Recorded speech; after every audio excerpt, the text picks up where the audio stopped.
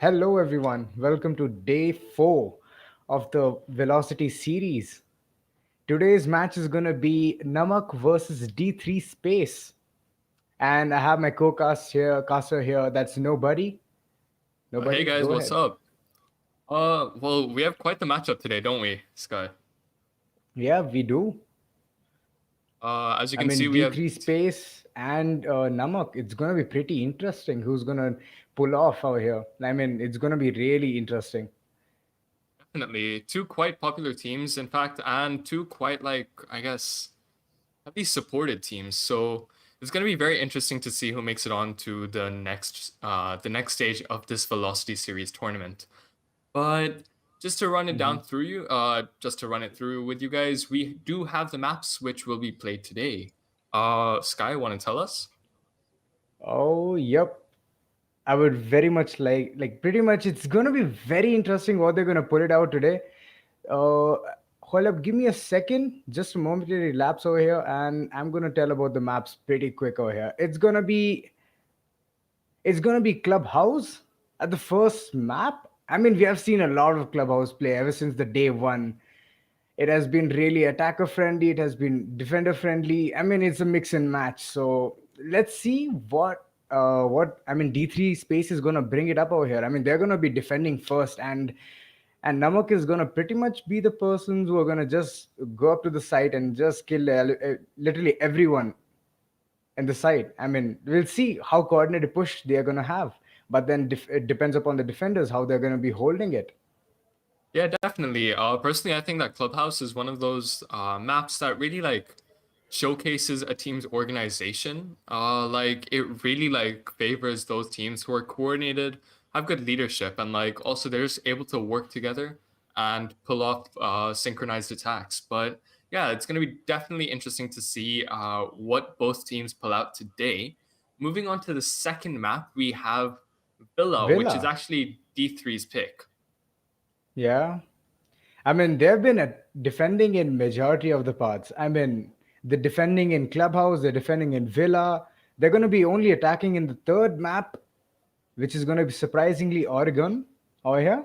And it's going to be really interesting whether we are going to actually, we've been wanting to see the third match ever since the first day.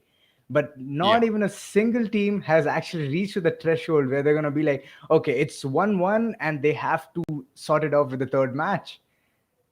I mean, But are we honestly, going to see today a third match? Nobody? I don't Are know. I we? have a feeling we might. I have a very strong feeling that we might, and honestly, it excites me. But yeah, definitely Villa.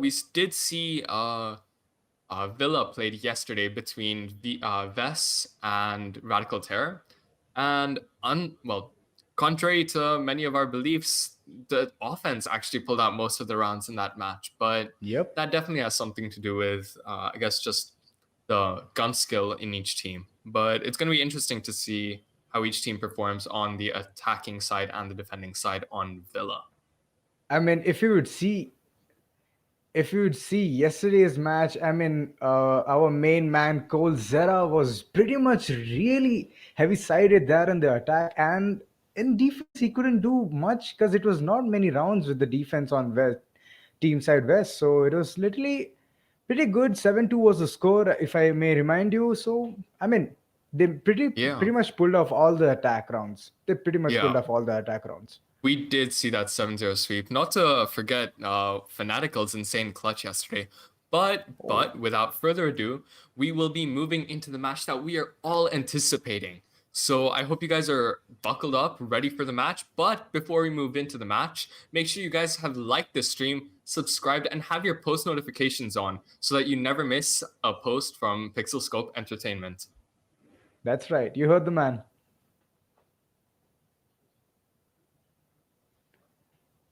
And we're going to the first match. Whew, how excited are you, nobody? I'm very excited. See, like this first round is gonna it's really a surprise because it's gonna be the first time that we're seeing both of these teams. And honestly, first round it sort of sets Any in the intuitions on mentality the of bans? Any intuitions? Sorry to interrupt intuitions. you. Oh, no worries. I think maybe a Thatcher right off the bat. But Oh, Maverick is completely understandable. I yeah, he's honestly completely like understandable. I mean, I wouldn't be surprised here if Namak goes ahead and they would just remove Thatcher. Yeah, definitely. But just to explain that Maverick ban, in case you guys didn't know, Maverick is one of the only hard breachers that can, well, take out a reinforced wall that is electrified, like whether it's electrified or not. Moving into the second ban, we do see that Thatcher ban. Yeah, we do see it. I mean, as you're saying, Maverick, he's a pretty special operator there. I mean, six canisters of literally blazing fire going through the reinforcements. I mean, it's pretty easy. He just makes stuff look very easy. Yeah. So yeah, I mean, he getting banned is pretty common in Clubhouse. And there we go. We have a Kaid ban just because there's no Thatcher available. And there's no Yeah. point getting in there's literally no point getting in Kali over here. So yeah. Definitely no. That Kaid ban is very smart from Team Namak because Kaid, there are some very interesting spots on this map for the CCTV site, as well as the basement where it's almost, well, near impossible to take out those Kaid charges and those hatches if you don't have a Maverick, which, as you guys know, was taken out in ban number 1. And a generic ban coming out over here in Mira. I mean, she's very, I mean, she holds a really good power position here. If she goes towards the Jacuzzi side, it's going to be very easy to hold breach, to be honest. Until someone goes in the bottom and plays a vertical play and pops out the Mira window. Definitely, yeah. That Mira makes gym bedroom an extremely easy site to defend as defenders, and just taking that off makes it a little more balanced gives the attackers a fighting chance. But being, well, round 1, we'll see D3 space going to gym bedroom, the site we were just talking about. True. It's going to be a pretty interesting site. I mean, this site is pretty much very open, very open. I mean, there's a gym, there's master bedroom, which has a soft wall, which is always going to be open 24/7 just because they need a line of sight there. And there you can see it's already been started by Warlord over here, just opening up all the footholds and making the perfect scenario for for the attackers to not pop in any moment they want. Definitely, yeah. The gym bedroom, it's one of those sites where it's extremely hard to take as an attacker, but once you have control of it, it's extremely easy to pull off that post plant. So it's up to Team Namak to see if they can really make it into that post plant phase. 5 seconds left. I mean, it's gonna be a really roam heavy strat over here. It's banshees popping off here and there, and it's gonna be really much like they're literally gonna get all the intel of where people are gonna be or the attackers are gonna be. And over here we can see a classic hold over here. So it's gonna be from CC. From CC side, it's gonna be held, but over here Sledge is just barging in. Will it be a first kill by Sledge? I mean, there's no rotation made, so they don't know whether a person has even entered the site.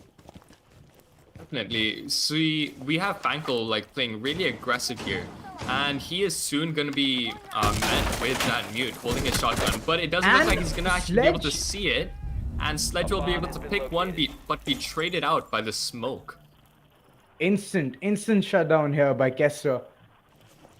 He just knows it. He heard it. He heard just the rotation open, and he knew it. It's not a super shorty which has done. So he just knows what he's gonna do. First things first. He's just gonna kill the Sledge right off.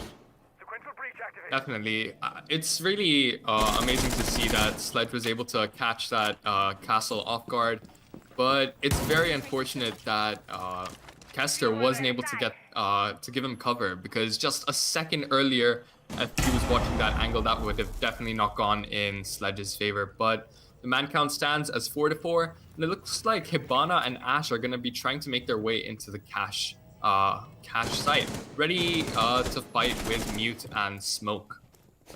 I mean, they're holding a really good, powerful position here. Construction is a place where you have to literally...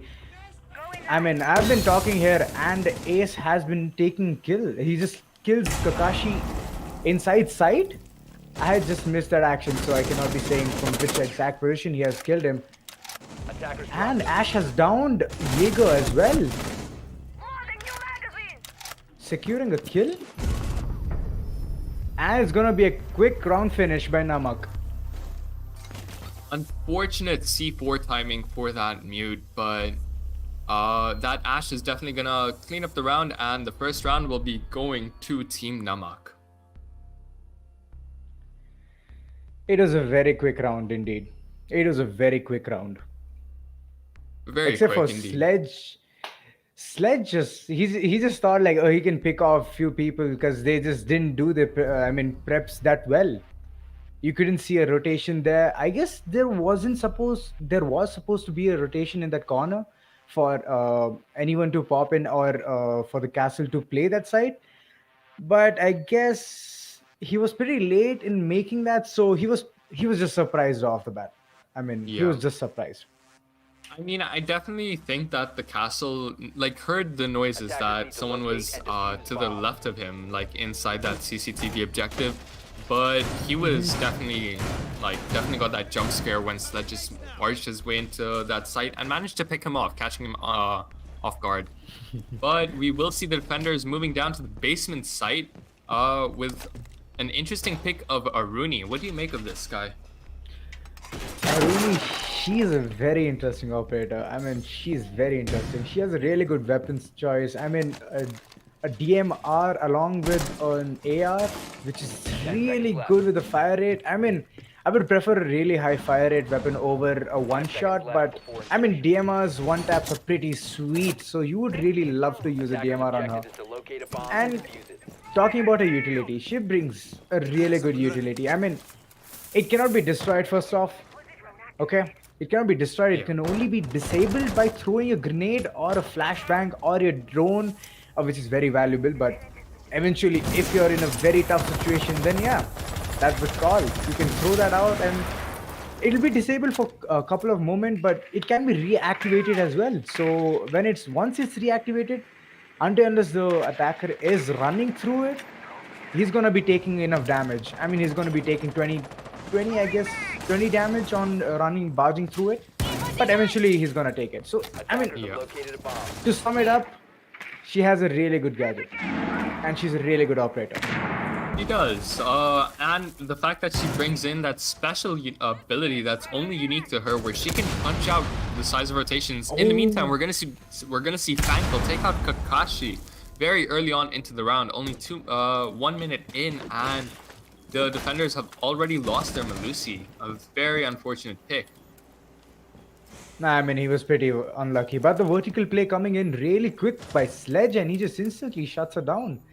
I mean, at Kitchen, it's very important to do a vertical play. It's very important because it's like a power position for the attackers. I mean, as if you can see, there, like as soon as the attackers see that it's gonna be a soft wall or a soft flow, you have to just keep at it by opening it up and making the defenders uncomfortable to even stay at that power position.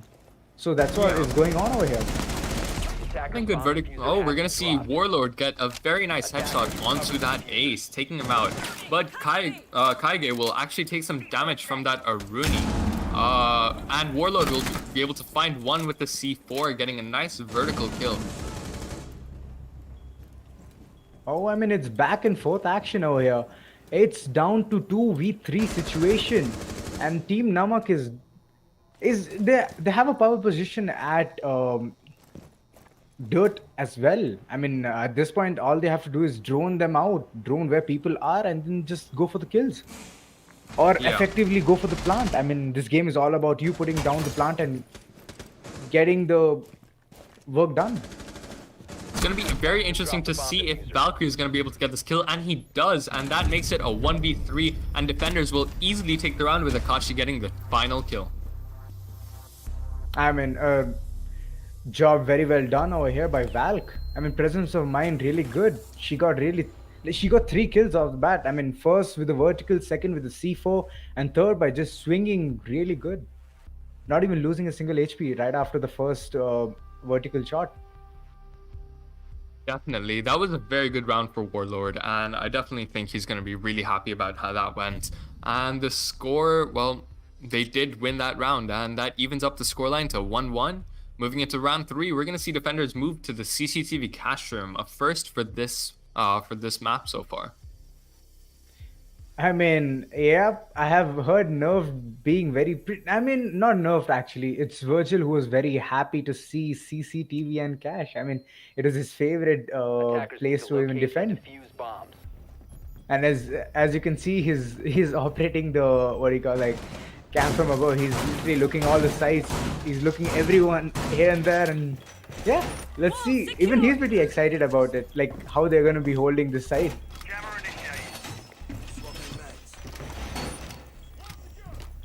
What are your what do you call the comments on this side? Nobody. Personally, this is one of my favorite sites, especially to play in ranked. And honestly, like, it's this is one of the sites where coordination comes down to like whether coordination makes or breaks this particular site, because it's all about those like those split decision makings on whether, as an attacker, to push a particular area. You obviously have to complete certain objectives, such as getting that CCTV wall open, getting that construction wall open, potentially pushing rafters, also known as catwalk, or maybe even pushing up red stairs, depending on the team. So But don't you there's think Red definitely, Stairs is pretty much very tough to even counter the defenders? obviously, it is very early on into the round, but once a few picks have been made, red stairs can definitely be an aggressive push for the attackers, but it all comes down to the situation, and obviously it's not going to be viable all the time, but there are times when you will see a surprise red stairs attack from one or two attackers. I mean, over here, really good angle here by Ace. He's just. Oh, a really good kill here by Sledge on Jaeger. Wonderful utilization of that yellow pink system that was recently added. Although Fankel almost falls to Kester, who is holding the top of red stairs. Worried Oh, about like his I said, Frank, you. but yeah. Like I said, you holding. I mean, walking up red without clearing is very tough.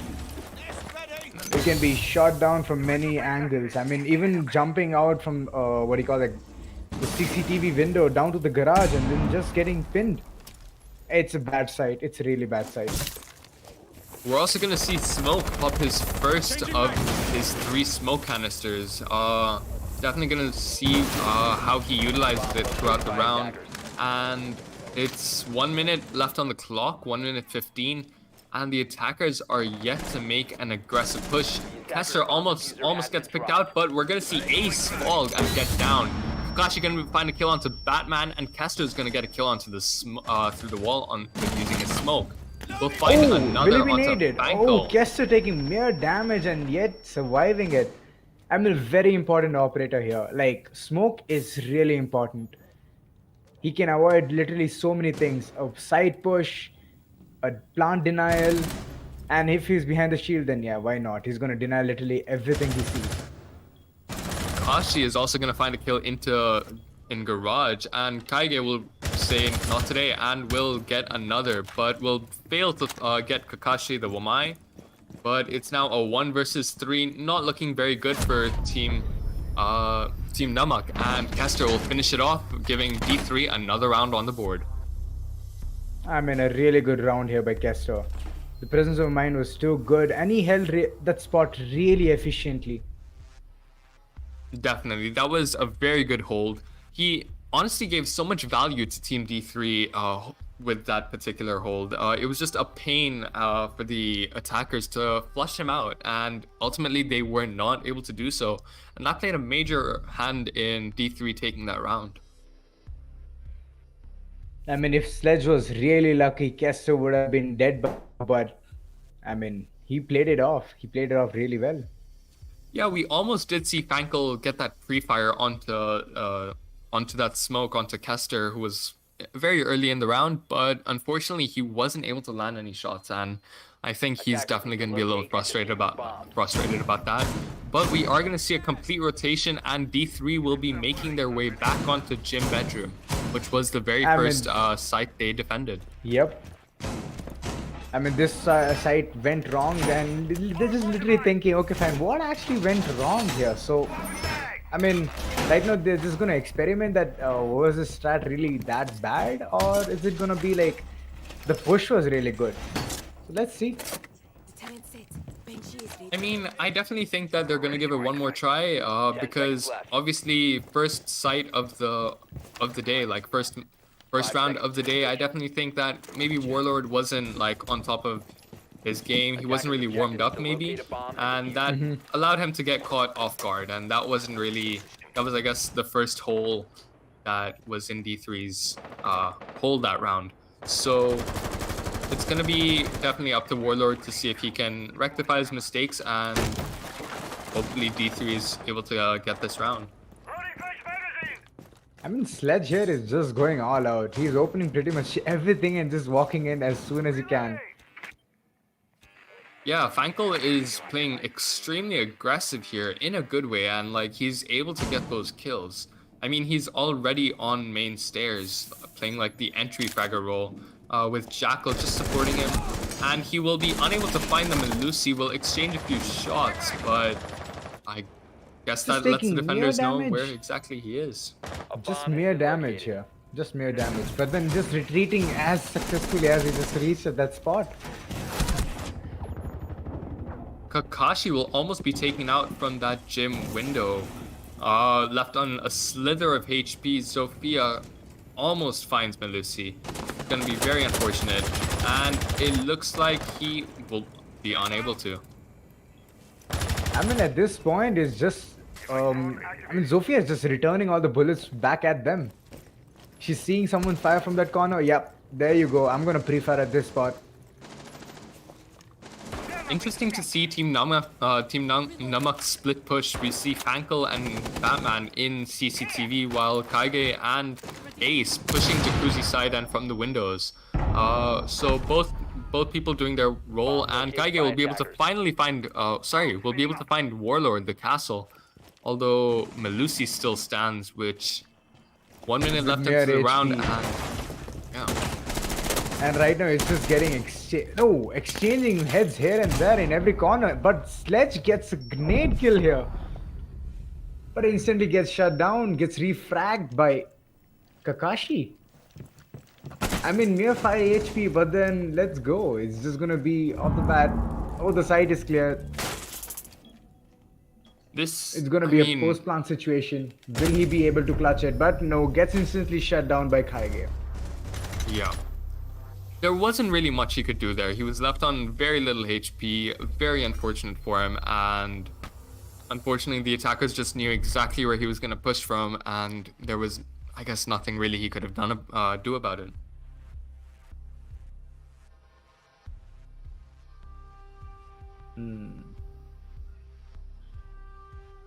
I mean, pretty interesting. Again, they have taken the same site, and right now it's just like that site is pretty unlucky for them.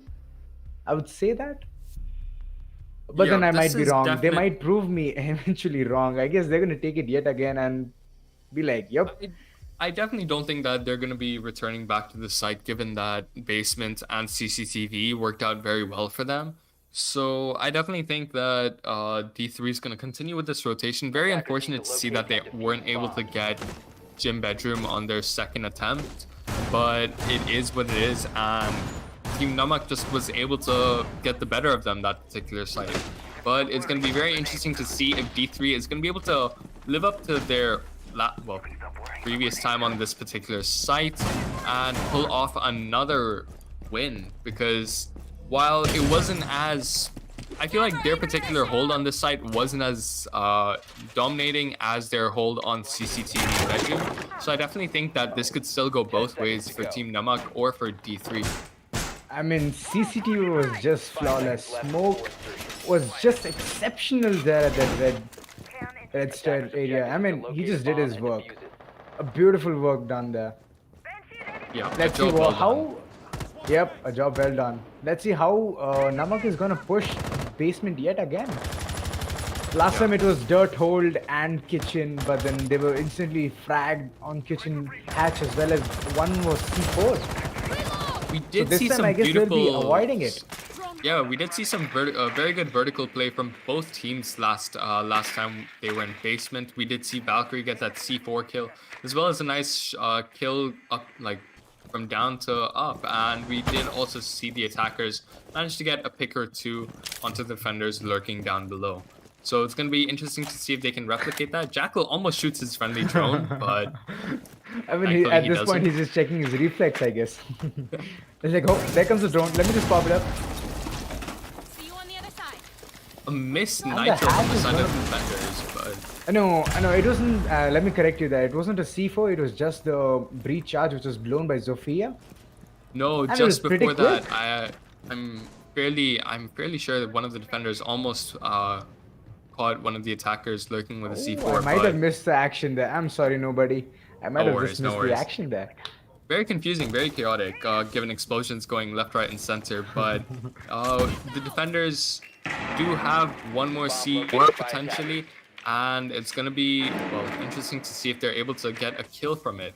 But 1 minute 20 into the round, no picks just yet, but that just means that the action is gonna boil down to those last crucial Last. seconds. True. I mean, I'm pretty. Oh, there comes an early grenade here by Franklin. And He's Fankel's just just gonna at drop it. down. He's at it, man. He's like, okay, I'm just gonna pop this grenade over here. He knows there's no Jaeger ADS, and he's just gonna pop him up. And the plant Graham is going gonna be able down. to get that Takashi does refrag. notice it, gets the kill on her. There's nobody there to even support the guy who's planting, so it's gonna be really tough for him to even refrag. I would say a bad decision from Ace to continue with the plant given his lack of support, given that Fankel had just died and there was no one really there to give him cover from below. But it looks like the Batman knows someone's hiding behind that box, but isn't quite able to connect the bullets just yet. Jackal is going to make his way down main stairs, see if he can pick up on that kill. We'll see a glimpse of his body, but unable to connect the shots. Oh, but he just gets it. He gets enough of the body there. And he just shuts down Malusi instantly. 15 seconds left, and Hibana's going to try and get the plant that Ace wasn't able to, but Grim and Smoke are going to be able to be the ones to push it, and it looks like they're going to be able to get that very easy kill onto Hibana, and this round will be going to D3. I mean, what went wrong there? Nobody, just tell me what went wrong there. I have absolutely no clue. It was just suicidal attempt, just popping down, going down the hatch, and just instantly dying. First the Yeah, that sledge, was... then the ace, then the Hibana, back to back. Back and forth, that's for Namak. It was quite obvious that the coordination was lacking, and that really was evident as we saw multiple pushes from the attackers and many failed pushes. We did see a successful push from Jackal, but he was just on the wrong side of the map, where his teammates were planting in Armory. He was out there pushing bar, and that just in the last 10 seconds he wasn't able to do much. And in fact, he did run into one of those Aruni gadgets and he struggled. I mean, she can be really annoying. She can be really annoying. But I've been hearing that she's going to be reworked, so let's see how less of annoying she can get right after that. I'm gonna be very excited if that's true, and if she's gonna be reworked. And I'm definitely waiting to see what Ubisoft has in the works for Aruni, because she definitely is an operator who changes the flow of those last second pushes. Obviously we did see the 20-second meta back in the day, and Aruni really counters that. But we will see D3 returning back to CCTV and Cash. Just to remind you guys, this was a successful push from D3, successful hold from D3. Kudos Yes, going indeed. to Kester, who was able to get a triple kill that round. I mean, triple kill, canisters getting blown off back and forth, holding red in the perfect position. Whew. I mean, he could have been naded there, but I mean, he had all the utility he would be needing at that point. So yeah, he was pretty lucky. Also, interesting to see a very good drone economy coming out from Team Namak, only losing one drone so far, and that just means it's going to be very tough for D3, given all the yellow pings that are coming through. Kaige will almost get his feet taken out, and one of the defenders will drop through in front of him. I mean, It's at this point Kakashi is just aiming for the feet. He knows a person is just significantly waiting there just to peek at the person who's sitting at bottom garage, and that's a Jaeger, and Jaeger gets the first kill, and that's a Sledge who's gone down. But Very does he unfortunate know? pick for Team Namak. I mean, Fankel, as you guys have seen, has been, I guess, the spear for Team Namak, getting all of those entry kills. And finally, D3 is able to reverse that and get the entry kill onto Fankel. Right now I'm just watching the vertical which has been made, and Ash has lost literally so much HP over here. But instantly the ace gets the kill on Kakashi. Attackers have located a bomb. I mean, at this point, if they're going to push garage, it's going to be a really good take. It's going to be a really good take, depending upon how they're going to capitalize this position.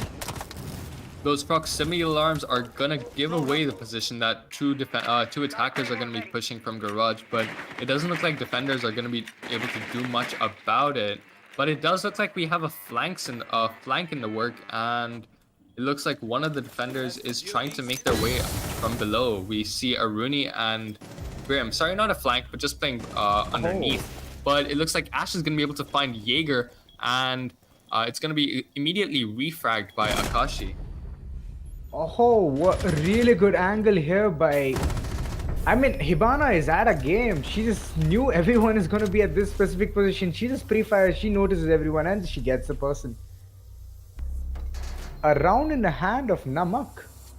I mean, are they going to... Definitely.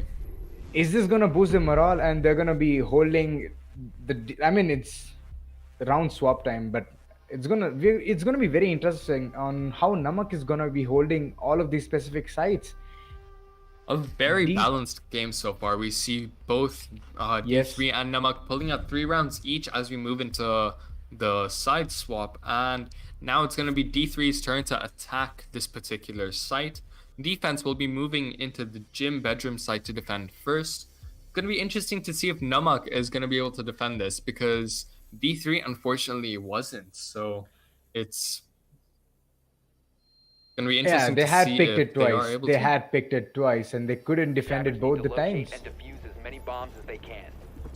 Seeing a very similar lineup, we see that Comet, Mute, Castle, Bandit, Jaeger, a very generic gym bedroom hold, but we see an interesting Iana and IQ pick, so that's just going to give the offense a little bit of intel as to where that utility is, and that Iana is going to be like a walking drone, going to be able to scout out particular areas. Very true. She can either be a walking drone or she can be a walking bait. Actually, I've seen yesterday itself the example for a walking bait. It was really good on the side of, I mean, Colzera was having it. He was the operator, and he had baited Vigil on to jump out of the the court area, and he just got instantly shut down by KT. If you remember the moment. no. I do remember we did see like Vigil last round. Just to give you guys a reminder, basically Vigil heard the sound that Iana was entering her drone phase, and obviously she is vulnerable when she pulls out that hologram. Yes. But much to Vigil's surprise, Gridlock was giving cover for Iana, and Vigil unknowingly jumped out, but was instantly met with Gridlock's bullets. So very unfortunate for yesterday's Vigil. I mean, we just saw an example. We just saw an example on how she can be used as a bait, as well as she can be really good for, she can be really good for droning. I mean, see, the thing is, right? I also I'm not entirely sure whether that was completely intentional. Obviously, it's good cover from that Gridlock yesterday. Sorry if we're getting sidetracked, but good cover from that Gridlock yesterday. But I'm not even sure if it was entirely intentional.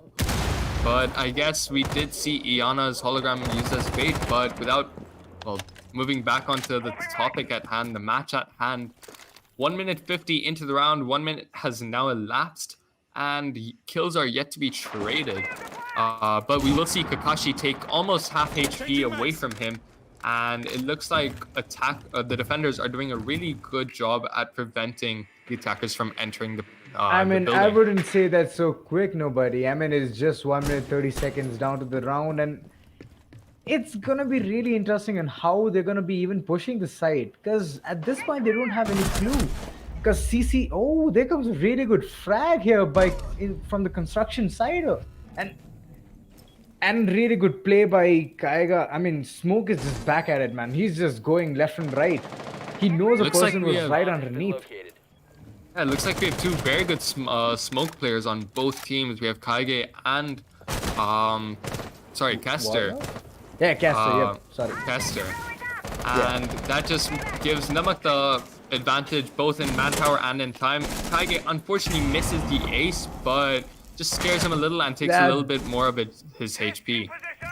That was pretty scary. That was pretty scary, to be honest.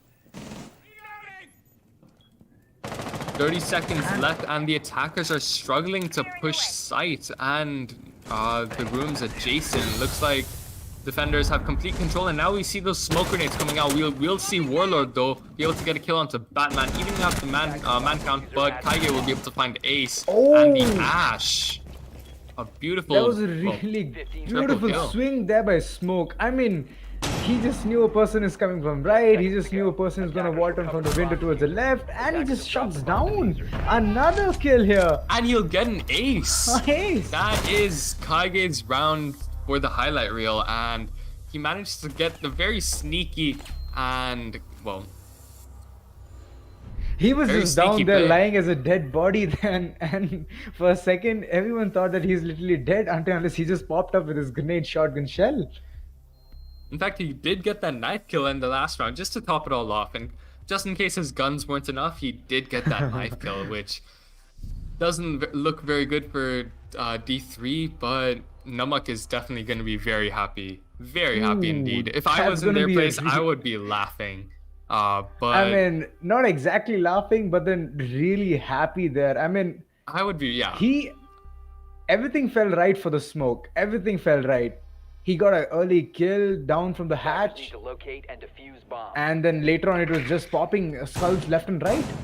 Yeah, that was definitely like one of those hype moments where like you get that ace and all your teammates are like, "Hey, let's go, nice one." I mean, he would have literally told the entire team. I mean, it's my ace, Yeah. it's my nobody takes last kill. I've even seen people like that, so it might be that scenario. although never know. somehow that I'm gonna be honest. Nobody, your voice just got there.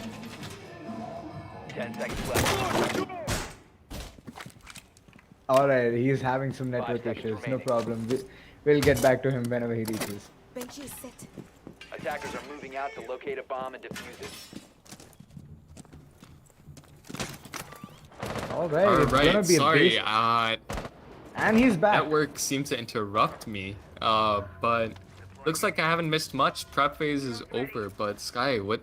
I mean, did I They- miss anything? You know, you pretty much didn't miss anything, but we did miss one thing which you were saying, and like you were just finishing up a topic, and then we just didn't get you. Could you just finish it for us? Oh. Right. I actually can't remember. I'm so sorry. My brain just like No problem, no Pepega problem. brain, and I've just blanked out. Much like my internet, my mind's also blanked out. But I moving mean, on, your it's- internet put it, even you put it. That's no problem. Looks like And Fango's Kakashi gonna here be getting an taken out early early. frag. I mean, oh, Vigil was actually playing vertical, so he's been shut down. So now it's gonna be really easy for the attackers to go for the kitchen hold. One less defender defending the site, and attackers are gonna make full use of it as they just make their preparations before they finally push that objective. Looks like Kaige is holding down dirt, but Kakashi is gonna be the one to potentially challenge him. Looks like he won't. Gonna maybe rotate a You little on the other side. and support his teammates. But 1 minute 30 I mean, at seconds this left point, into the round. I mean, at this point, he's a hard breacher. He knows he needs to be opening all the hatches. Like, he can use, but it's literally a waste of utility, I would say. But he's already used pretty much most of it. But I guess at this point, he's just gonna go in and frag all the people, whoever he sees. I mean, that's what the hard breaches are meant for. Once you get to use your utilities, all you have to do is go for the frags or support the team by Yeah. droning. And if the, what do you call that? Attackers have Oh, what do you, located a hold up, let me get the term. If the fragger has died, so it's all on you that you're going to be taking in charge. Although, I mean, Ace does come in, I mean, given that he is support, he does come in with that AK-12, which is arguably one of the best guns in the game right now. But looks like he's gonna pick the wiser option of not pushing Kaige, who, as you guys saw last round, got that ace. So, I mean, he's at the really powerful position there. With a shotgun and an SMG combo, he can just swing at him at no time and down him instantly. Instantly, I would say. speaking of downed, Grim is going to be able to get a kill onto one other defender, and Batman will manage to find 15 Kakashi, seconds left. but Batman will also find another, and that'll even out. It looks like Team Namak are well, turning the tides here, and Oh. this will be a round that goes to Team Namak. I mean, wait, I was just missing out all the action there. Jaeger was so aware of his position that he knew someone is pushing from pit as well as blue. He gets first the ace and then the Zofia. I mean, he just like he did a really good job there by holding blue. Really good job there. Definitely. It was And- very like I was definitely impressed by how he baited out that Zofia concussion grenade. At first he was playing behind the generator, saw that Zofia was potentially gonna shoot down one of her concussion nades just to get that intel, and he silently rotates away into that little like corridor area and avoids giving her that information as to someone playing in the vicinity. But it looks like Yes. Pankel is going to be the one to six pick off the Attackers Muzzy need to onto locate the and mute defuse as many as the bombs as they defenders try to defend CCTV and Cash. I mean, for Team Namak right now, everything is falling at the right spot. I mean, they held the bedroom really well, they held gym really well, they held the basement really well. It's Even I'm though, definitely- let me just finish it up. Yeah. Even though they were really less with the manpower there, Jaeger was doing his job. Like he was all at it, man. He was all at it. Yeah. Jaeger definitely popped off that round, and honestly, like you said, a blink of an eye, and you could have missed exactly when Team Namak flipped the switch on D3 and turned the round into their favor. I mean, just like in the first 2 minutes, it was looking like that was D3's round for the taking, but Namak said not today and snatched that round right back from D3. Yes, that's very true. That's very true. Nobody. And we are here. We are down to CCTV and cash. Yeah, looks like Jaeger is gonna be a little bit on that roam game, just maybe hiding a little and seeing if he can catch any over-aggressive attackers.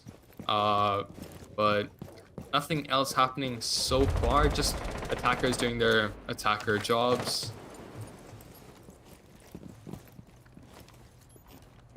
And at One this thing- point, it's just gonna be opening up all the corners to see and pressurize from garage. It's gonna be a garage kick, but Franklin taking a lot of damage through the drone hole. He's down to 10 HP. That is very unfortunate and a massive blunder from Bankel. He is quite a crucial player for Team Namak and is definitely top fragging right now, and it's very unfortunate that he's lost a little bit of HP, which almost limits what he can do. But it seems like Kaige is going to be the one to find Grim with that SMG 11. I mean, and nothing that's- limits him. Nothing limits him. At this point, he's just back and forth with the SMG 11, killing everyone he sees. Absolutely. 1 minute 20 into the round. I feel like this is becoming a trend where D3 is constantly struggling for time here. But maybe this is part of their 20-second meta. But hopefully they're able to execute in the last moments of the game. I mean, I wouldn't say a 20-second meta because they're losing every single. I mean, it's always manpower advantage over here. The defenders are at 5 and they're at 3, so it's not going to be that easy for them to even push the site. And a person being that's- pinged over here from the garage, and he's going to be spotted, but yet he's going to stand strong. A wasted C4 connects with no one, but it looks like Akashi is going to be the one to find Jaeger lurking down below. But Bandit looks to be holding garage quite strongly on his own. Kakashi going to be denied with the smoke grenade. But it looks like Akashi is going to be the one to find defender. Hibana will get one too, but Fankel will be the one to get one of the attackers, making this a 2v2. 20 seconds left into the round. This is anyone's game. 15 seconds left. True. It's gonna be anyone's game, but as long as there's a mute lurking underneath, he's just gonna deny the plant. But the smoke gets, and as I said, it's gonna be really tough for them to hold, and it's a round for Namak yet again. That Melusi Banshee played a massive role in the defense winning that round. Just a second, given that Banshee wasn't placed exactly there, and Hibana would have been able to get that diffuser extremely quick and get to a suitable spot. Like, she wasn't entirely sure where that defender was, but if she would have been able to get that diffuser, she would have been able to comfortably plant. And I mean, not Melusi that Banshee- comfortably. As long as someone is literally lurking underneath, playing in the launch area, it's going to be very tough for the attackers to even stick a plant. Like I said, Yeah. if a person has a C4, I mean, if the defender has a C4 and he's underneath right the default spot, it's going to be mean- really tough for the attackers to even stick a plant. It was a good C4 onto the ace that he got, but I mean, what I was trying to say is that that Banshee really stopped Hibana from rotating, grabbing the diffuser and planting in a safe spot, because obviously default was open, right, and Hibana couldn't plant there anymore because it was just almost near I wouldn't impossible and he disagree. would be taken I out. wouldn't disagree. I mean, Banshee did play a really good role there. We're gonna see Team Namak finally come back to Gym Bedroom, the round where, the site where it all started, and we're gonna see almost the same lineup, but with the addition of Batman on the Frost. So Attackers are moving out to locate a bomb and defuse it. I I don't mean, know at if this you've point, he's noticed, just going to be but- surprising everyone. He's literally going to be surprising everyone. And would it be Frost Frost is or would it be definitely- Batman? Frost just has surprise definitely anyone. been making her way back into the well, not back into. She's definitely been making her way into the competitive scene, and teams are starting to recognize that she is actually a very decent operator. I mean, I wouldn't say that she's extremely good, but she does bring a lot. She does bring a decent gun with a decent sight, as well as the deployable shield. So But I would say her rate of fire is pretty low. It's pretty low. that is true, but in a game like Siege where it's one-shot headshot, as long as you're able to land those that first headshot, then it shouldn't actually matter. But no, you do have a valid point.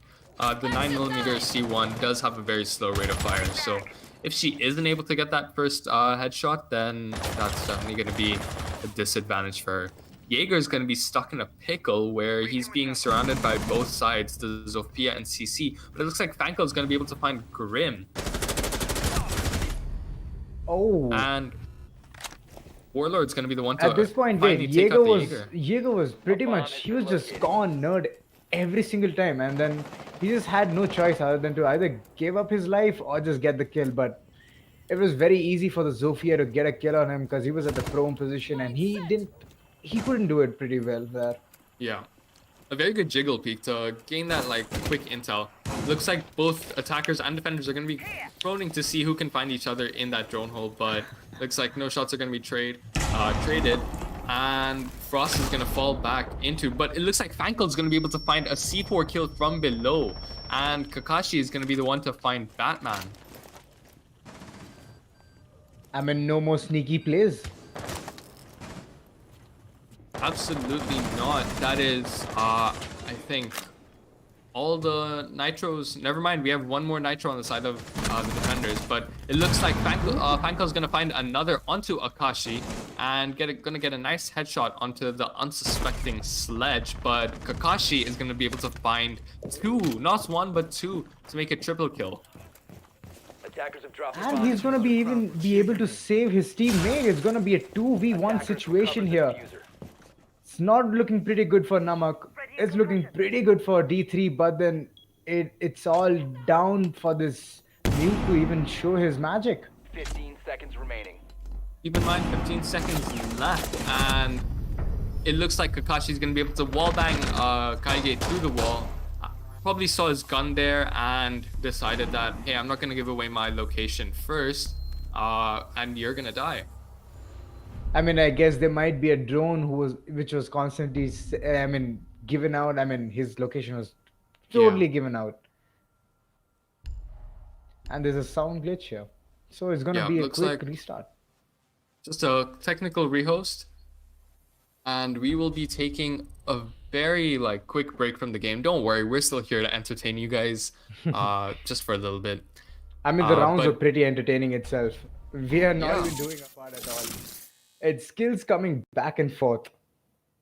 Yeah, that was definitely quite an interesting game so far. 6-4, but D3 are they're fighting. They're not letting Team Namak get that match point, get their map, and D3 are doing extremely well at it. They are putting up quite the fight.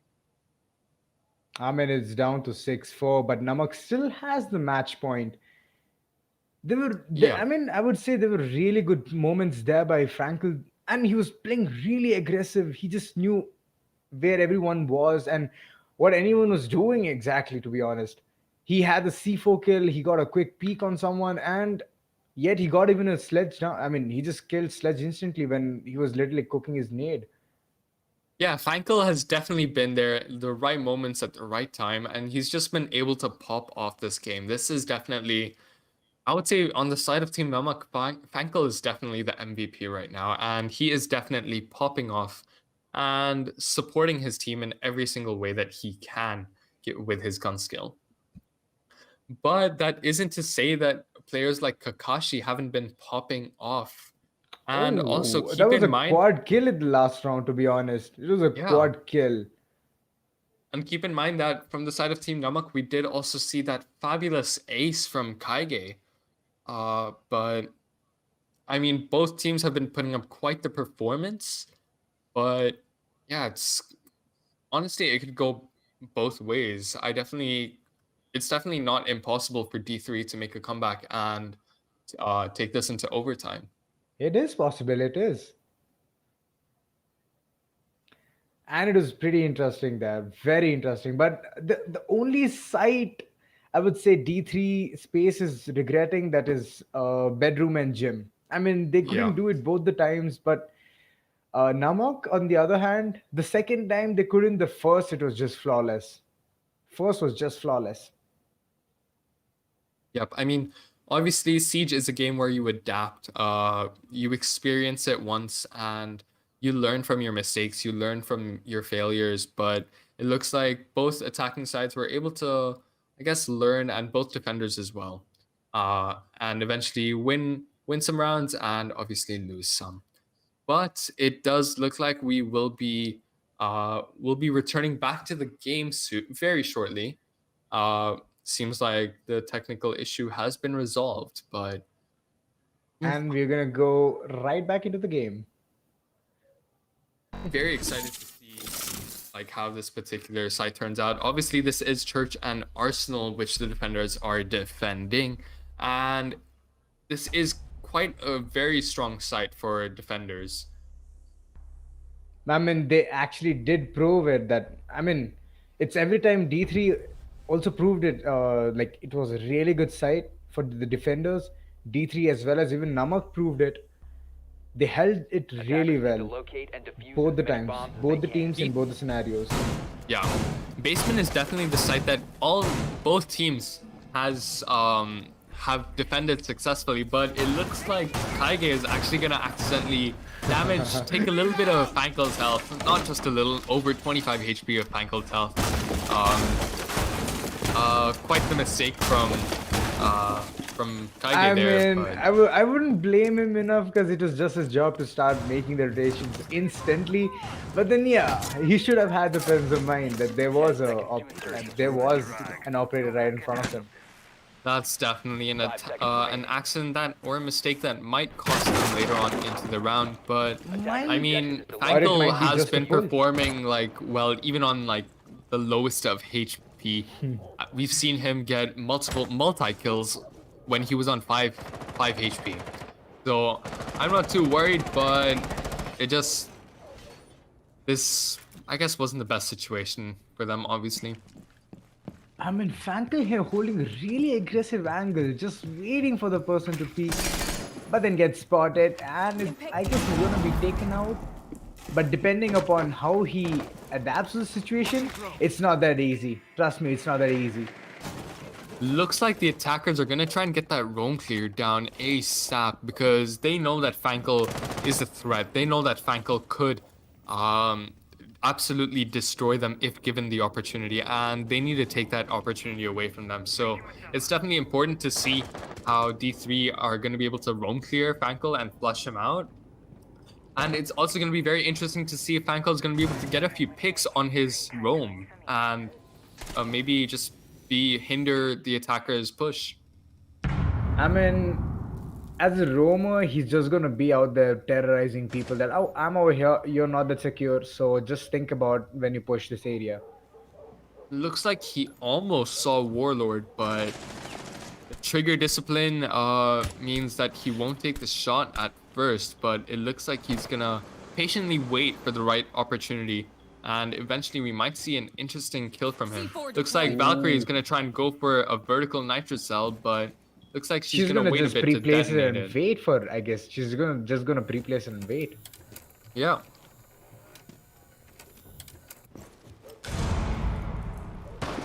And it has been blown off, but unfortunately no kills. Yeah. Looks like Fankel is still on that roam, but it looks like the attackers are just trying to bypass him. They're not actually giving him too much attention. But it looks like there's going to be some action by the kitchen hatch where the attackers might be preparing to drop and get that plant down. I mean, Warlord here is just holding the right spot. He might catch someone who's gonna come up blue and he can instantly kill him. But he's just patiently waiting there right now.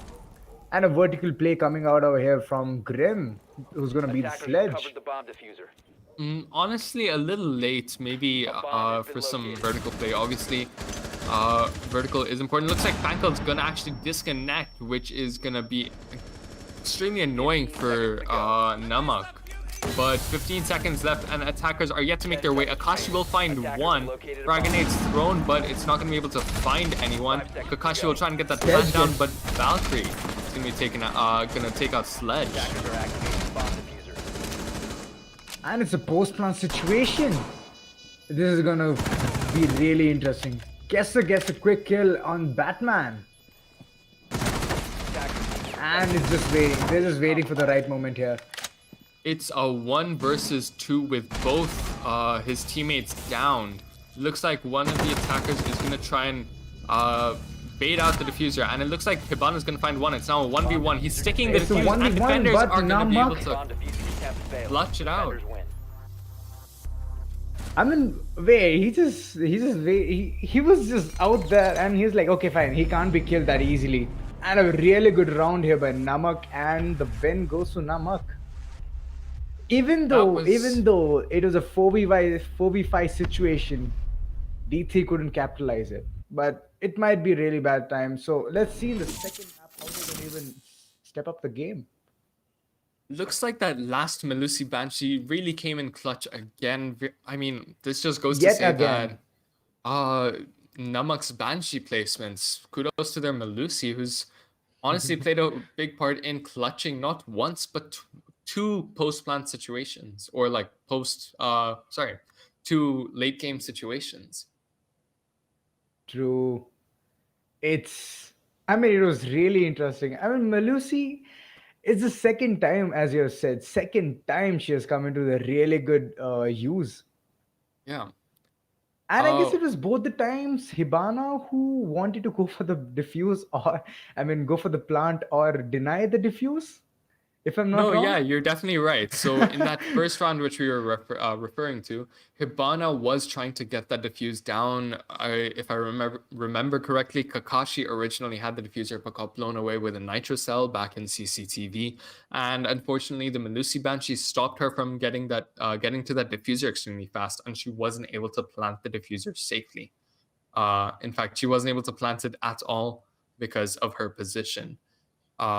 But in that last round, obviously, Hibana was able to get that nice kill onto the Valkyrie, but in the time that the Valkyrie wasted for the Smoke decided that, hey, I'm actually going to defuse right now.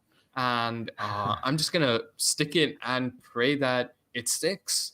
And to be fair, it did stick, and they were able to get that final point to secure them the map. I mean, even at the position where, given at hand, the Hibana had to literally vault in, she would have been shotgunned easily, but then that might have been a really good distraction for the Smoke. But then he just chose not to, and he just stuck for the defuse. Yeah, I mean, obviously there were multiple ways it could have played out. In fact, I'm not even sure if I remember correctly if Smoke would have had time to defuse again had Hibana vaulted in, but it looks like, well, I guess it doesn't actually matter because Smoke was able to get that clutch. And unfortunately, that means, well, fortunately for Team Namak, that means that they're going to take map number 1.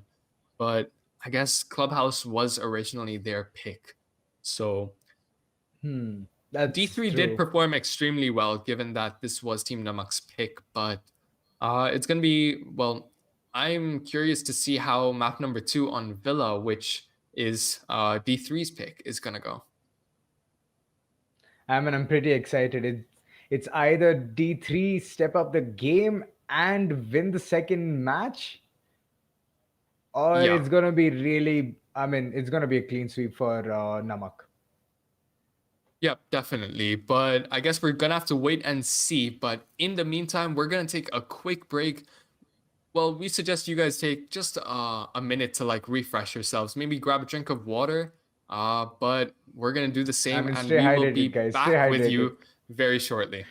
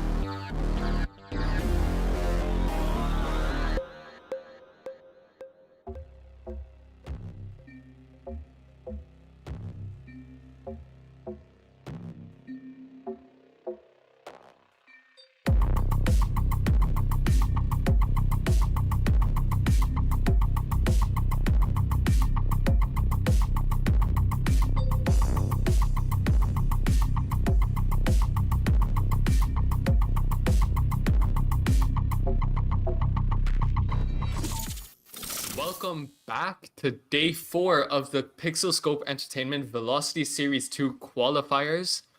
Just in case you're new around here, make sure you're liked, subscribed, and make sure you have that post notifications on.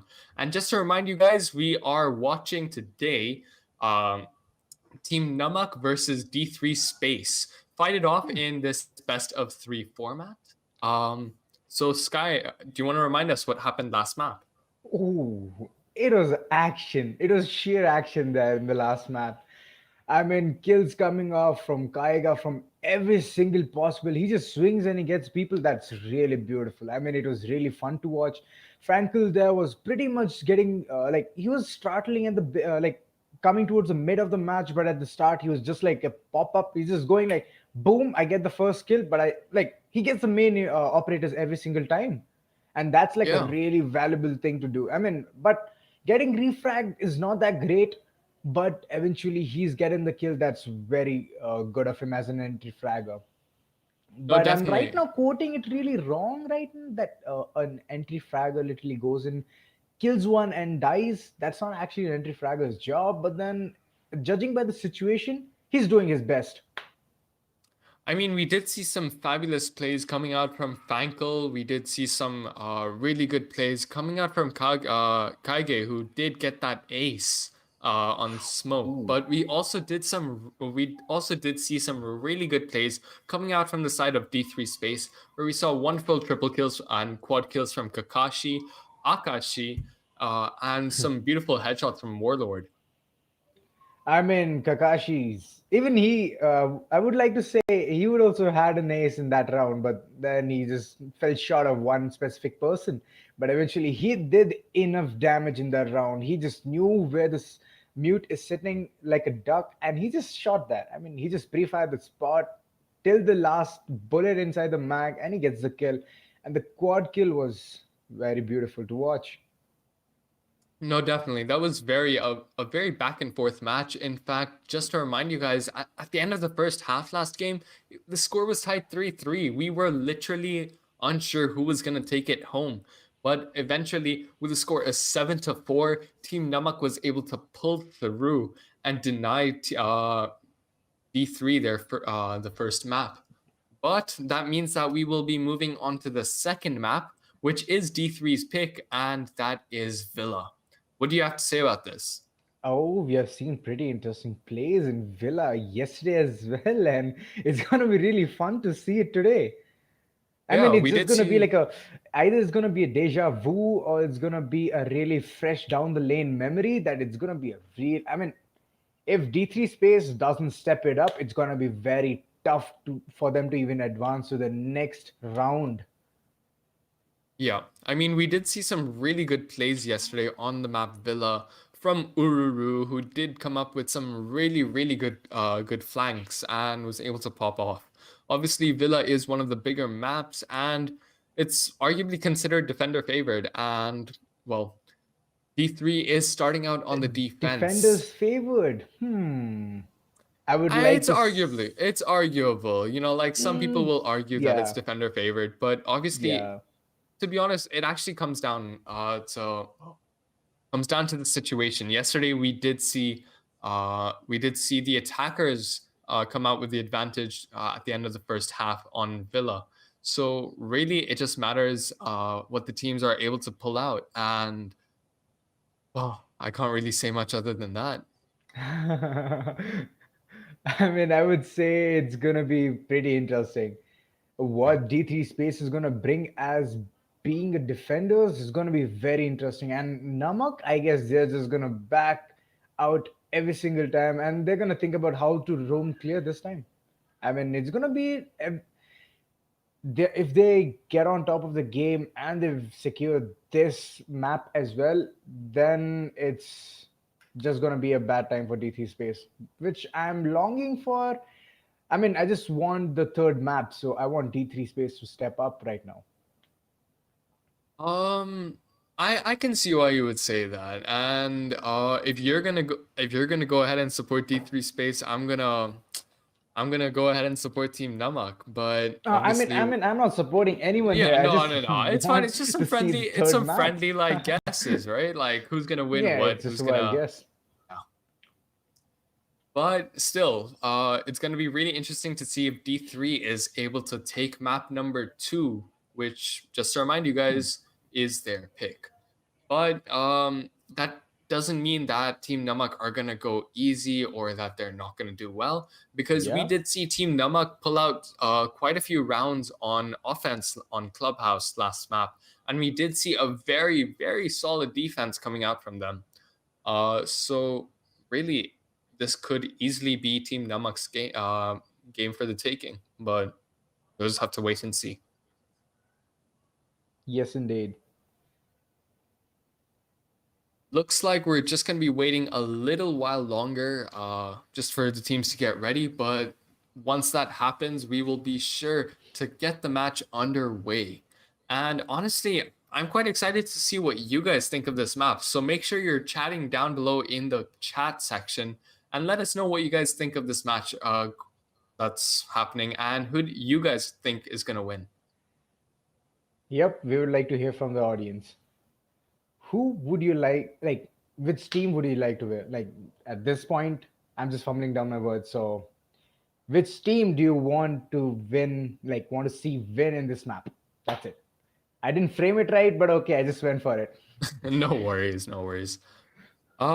But honestly, now that we have a moment, I just wanted to, well, really thank our spectator who's been providing us with the footage that you guys are enjoying and watching. So kudos to our spectator Virgil, who has been providing us with that wonderful feed of the gameplay I going mean, on so if you far. guys really want to support Virgil, so he's been up for the PixelScope Entertainment, and he's like the face for it. So you can just drop a subscribe. You can just go for the subscribe button and just click it and help the man grow.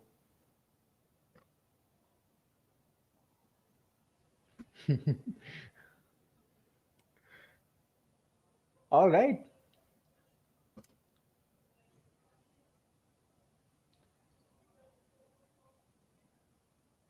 I guess we have to wait for another moment, another minute. So nobody, tell me, if we have spare time. So tell me a really good point in this map, like where you've been encountered at specific locations where a cav has suddenly popped from a really bad corner and you had just misdroned her and you have been On interrogated. Has that on happened? Has that Villa, happened? see, on like, let me take you back through the story. Sit down, kids. Let me tell you a little story.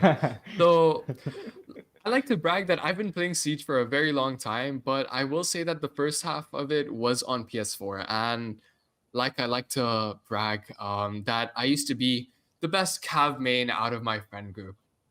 And Okay. honestly, Villa was the map for Cav. There's just so many different spaces and there's so many different staircases that you can flank from.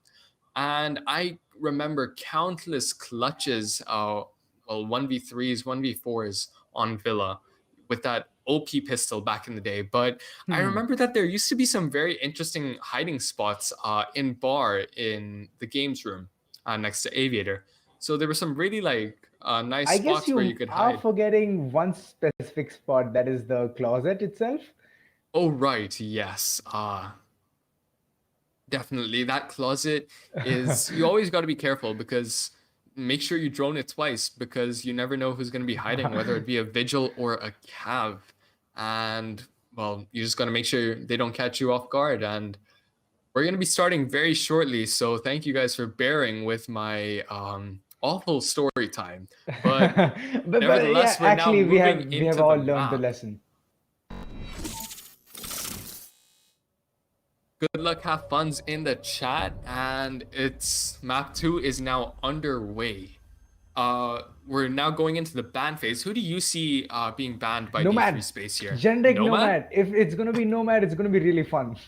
As well as Kaid. Kaid has been a really, I mean, he's been exceptionally banned in this map because he has a claw which can literally go any specific spot they can see, and it's gonna be really tough for IQ to even spot until unless she's right underneath it, which is gonna be really tough. Yeah. No, there are definitely a lot of creative kite spots on this map, and well, you'll just see that Hibana is the second ban from Team Oh, Namak. So getting a hard breacher off the board, and in case you guys didn't know, I mean, I hope not, but in case you guys didn't know, Hibana did get a rework in the way that her gadget works, and she can now alter the amount of pellets that she shoots. Sorry. But yeah, just a relatively newer change in case you've been sleeping under a rock for the last 4 months or so. But yeah, that is. I mean, that was a really good rework on her. She can literally swap off how many pellets she can use. I mean, not only she's saving those, she's even utilizing for like if someone's for example is tricking the hatch, tricking like literally tricking the Hibana pellets to explode at the right moment, and she can literally limit it down to two per pellets, and then she can literally bait them in using the explosives. So yeah, it's a Yeah. pretty. She has been made really good now. Now, just to talk about those last two defender bans, we did see that Valk ban and the Kaid ban. Now, obviously, we were expecting the Kaid ban. Kaid can be extremely strong on the site, but it's interesting to see that we have a Valk ban, but not a Nomad ban. I guess at this point, even they would they would not. I didn't see any runouts in the previous match, so I mean, taking a nomad is just so like they're just making things assured that they don't want people to pop off from the specific window. But as I said in the earliest, I mean, yesterday's match as well, like nomad is really good operator for cutting off all the rotations, all the flanks, which is gonna be really Defenders, tricky protect for your the bombs from defenders to being even defused by attackers. cooperate with right now. Yeah. Uh, Obviously, Nomad, she is that ultimate flank watcher, and she can almost, well, make it impossible for defenders to push through a particular area without completely giving away their position and making themselves vulnerable. Because, just to remind you guys, when you get hit by a Nomad air jab, you're completely on the floor. It gives you the same effect as the Oryx gadget, or rather, should I say, the Oryx gives you the 10 same seconds to effect go. as the air jab, but essentially it knocks you onto the floor 5 and seconds you left can't before shoot. insertion. So that's really it's quite a strong gadget if used wisely. Indeed, it is. I mean, it's also very like at that situation you're literally gunned down at the right spot, so that's a really bad spot for the defender. But as well as like it's like an alarm getting set off. Yeah. So just like in proximity alarm, it works literally as a proximity alarm. Not beeps as much. It just explodes at one single time, but then it does tell you that one person is at that specific spot, and an early kill coming here from Ash shutting down Jaeger, being the really important operator over here. Looks like new substitute devil is going to be taken out instantly, less than 30 seconds into the round, and Fankel is going to make his way and take control of the bottom floor. But the site is Aviator and A bomb has Games, been located. so we can see Zofia and Nomad make their way into landing, getting prepared to push that Aviator site. I mean, it's down just 30 seconds in the clock, and they have already finished. I mean, they have literally conquered all of the spots, so it's really hats off. I mean, they're doing a really remarkable job over here. It's Yeah, really quick. a very quick push, 1 minute, and they've taken so much control and already gotten a pick. So this is not looking too good, but obviously it's the attackers that have to push a particular site. And ooh, it looks like Kaige is actually gonna use one of Goyo's explosives to take out one of the defenders. And it looks like a third is gonna drop, and now it's a 5 versus 1 as Nomad gets a double kill, but it looks like Akashi's gonna find one to return. Bomb diffuser has been Akashi dropped. finds two, Bomb located by attackers. and it's down to him, but it gets Recover the bomb instantly shut down. But Kaige, he secures the round. Very unfortunate. Defenders dropping left, right, and center, and ultimately by the time it was a 1v4, there wasn't much he could do about it. So very unfortunate, but the first round will be going to Team Namak. I mean, Goyo's shields are all good, but At one point, you're just gonna wish for it doesn't explode, which it did and costed a defender's life. Yeah, I mean, these gadgets work both ways. Obviously, they can be used to block off area denial, such as like a smoke grenade. Those Goyo, sorry, let me rephrase that. Those Goyo canisters can be used similar to those smoke grenades, where they can block off area, for a certain amount of time. But also keep in mind that if they are destroyed Attackers by need to locate and explosives, defuse they as many will bombs as detonate they on can. it, like they will I detonate and mean, damage wait, anyone in the vicinity. let me just remind you, it does the same work as Tachanka's, what do you call that, Tamika launchers, ability. yeah. It's the Uh, same, but I guess you rephrasing it as smoke canisters might make it a bit, No, different. that's definitely the better analogy here. I'm sorry, I'm outdated. I almost completely Oh, it's forgot fine, that it's fine. Tachanka had that rework.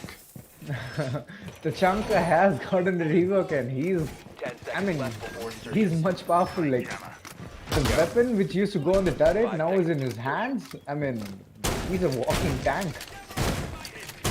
Yes, The indeed, mounted he's the Lord. LMG. Bomb. But it looks like D3 are gonna try and attempt to hold the same exact site, being Aviator and Games, with almost an identical lineup. And it looks like Fankel is gonna swap out for that from the Ash to a Twitch, which was new from last round. I mean, F2, given that it's a really powerful weapon. And there you go. Frankel has always been there. He's gotten the early frags. He's up for the roam clear. And he just literally shuts down none other than Mozzie. Yeah, it looks like And Mozzie he- was hiding a little, but it looks like Kakashi's gonna be the one to find Fankel, but Bichu is gonna be able gonna get that refrag, and now evens out the man count to 3-3. But 2 minutes left on the clock, and this could be anyone's game right here. I mean, this time they have actually worked on the mistake of getting Goyo shields, and it is going to be a normal shield who's going to be aided for smoke. Yeah, it looks like, sorry, I lied when I said that it was an identical lineup. We did see that change, but it looks like Batman's going to take a lot of HP taken away from him from the Devil, and the attackers are going to try to make their way into sight, but denied by the Jaeger, who's waiting for them in that long hallway. Right now, Sledge here is getting pinned down every single con. I mean, he can't even look at 90 right now. It's pretty tough. Yeah, The Devil's doing a pre-fire is very coming good from job. Jaeger back and forth. Devil is doing a really good job holding down that long corridor, making sure that no attackers are able to push, and he will be able to down the Sledge. I'm not sure if he's aware of it though, but he knows that he's landed a couple of shots, but it seems as if Sledge is going to be picked right back up, but keep in mind that he's on 20 HP. And he cannot be downed anymore from this. That's two heavily damaged attackers, and it looks like Batman's going to take a little more from Akashi. So two players on the attacking side, less than 25 health, and it's not looking too good. 30 seconds left on the clock. Akashi completely aware where Nomad is. I mean, he saw the pre-fire. He eventually took a bit of damage as well. It doesn't look like Nomad saw exactly where Akashi was, but Akashi did get that. Oh, never mind. I stand corrected. Nomad knew exactly where she was, and he was able to get Akashi. But Devil will be the one to take him out of the game. 10 seconds I mean, remaining. he's been swinging back and forth. Kester knows a person is going to be planting at the default spot. It's going to be 1v2 situation, but gets shut down instantly. A round for D3 space. Yeah, definitely. Did a very good job pushing together D3, and they managed to even out the scoreline to 1-1. Obviously, this is very early on in the game, but maybe this is D3 trying to get the ball rolling. But on the other hand, Namak did a very good job trying to pull through whatever they can, get as many kills as they could, and ultimately, they just ran out of time. But still, defenders now moving onto the trophies and statuary site. So gonna be interesting to see if we're gonna see any unique holds like we did yesterday. Yeah, definitely, definitely. It's going to be really unique on how yesterday there was a castle, if I'm not wrong, castle Attackers need being to locate an and defuse as many and there bombs as was they Jaeger can. playing at the spot where it's going to be really tough. So, yep, we have to see how D3 space is what D3 space is going to bring on the table.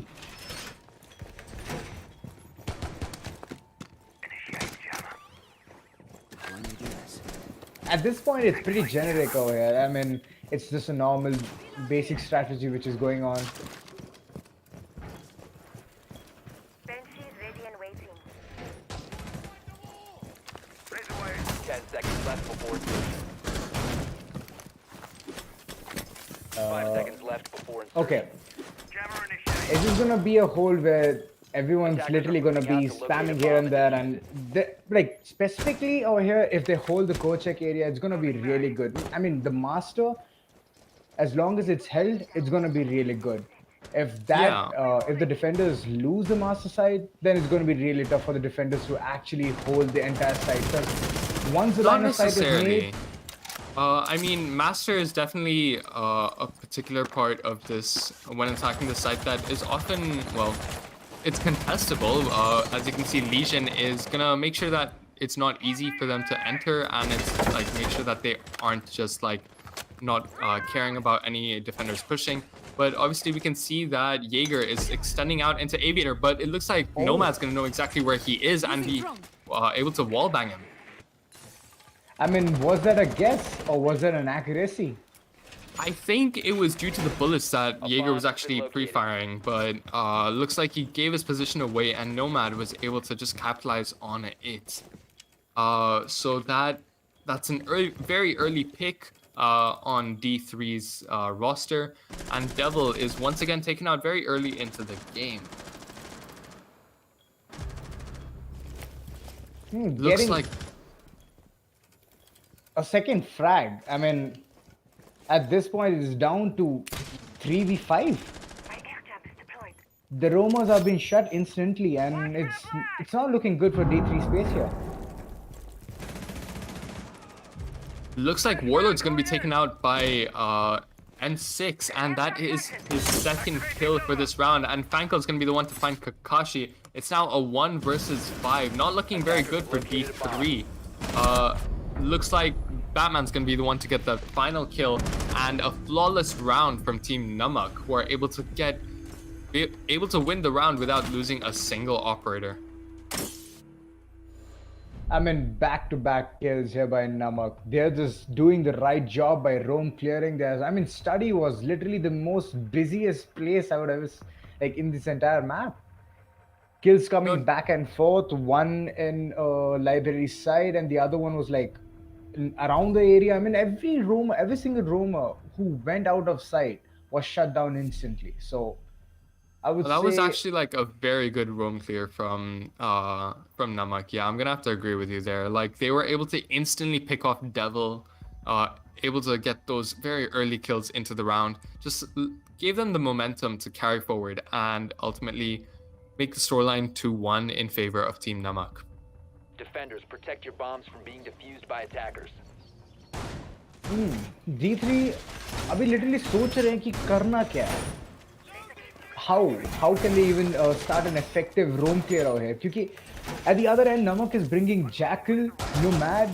They're literally हर एक line of sight cut कर रहे हैं. They're literally cutting off all the flanks and rotate. So at this point, the defenders have to think. I mean, out of the box, कुछ तो लेके आना पड़ेगा उनको. Well, very well said from you, and maybe their response to that is the new Aruni pick which they're picking, and maybe that could be the difference in them taking the round or not. Attackers' objective is to I mean, locate a bomb Aruni and pick, defuse ठीक है, but at the end, it's the rumors who are being like rumors clear हो रहे सबसे पहले. तो Huh. Aruni तो सिर्फ मतलब साइट के अंदर लगाया जा रहा है. तो how is it gonna even affect the entire roam area? So I guess this might be a really good question. Let's see how the Aruni comes into role. I mean, let's just go into the game. Yeah. At this point, I'm just overthinking. We'll just have to wait and see. Maybe maybe the Aruni gadgets might be able to like delay their push, maybe make it a little tougher for them to push as aggressively. But obviously that's onto site. That has nothing to do with the roamers, as you said.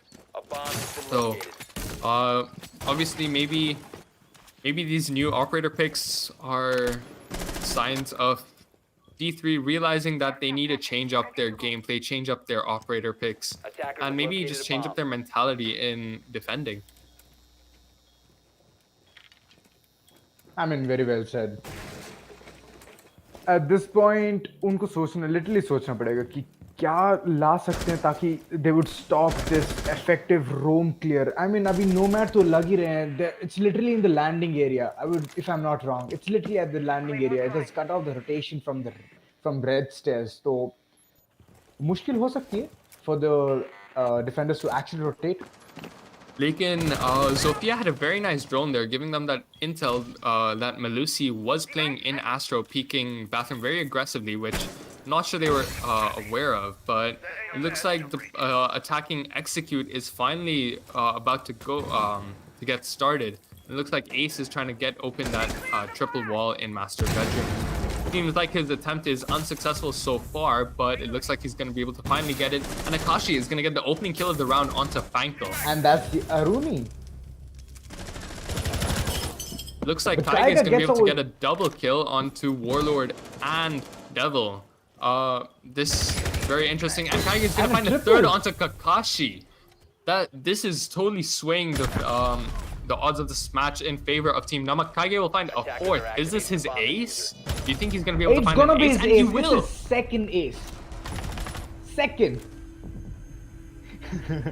I mean, इस बंदे को literally कोई भी operator दे दो, he's up for the fight. He's gonna shut down every single person he sees. He's absolutely unstoppable. I mean, Aruni couldn't play her part. Eventually, she did get the early kill. She did get the early frag, but I would just say kudos to Kaige. उसने जो An ace खेला है of the आज, day. I mean, दूसरी बार ace. एक नहीं, दूसरी बार. I mean, he's not getting lucky. He's just showing his gun skills that it's up to the mark.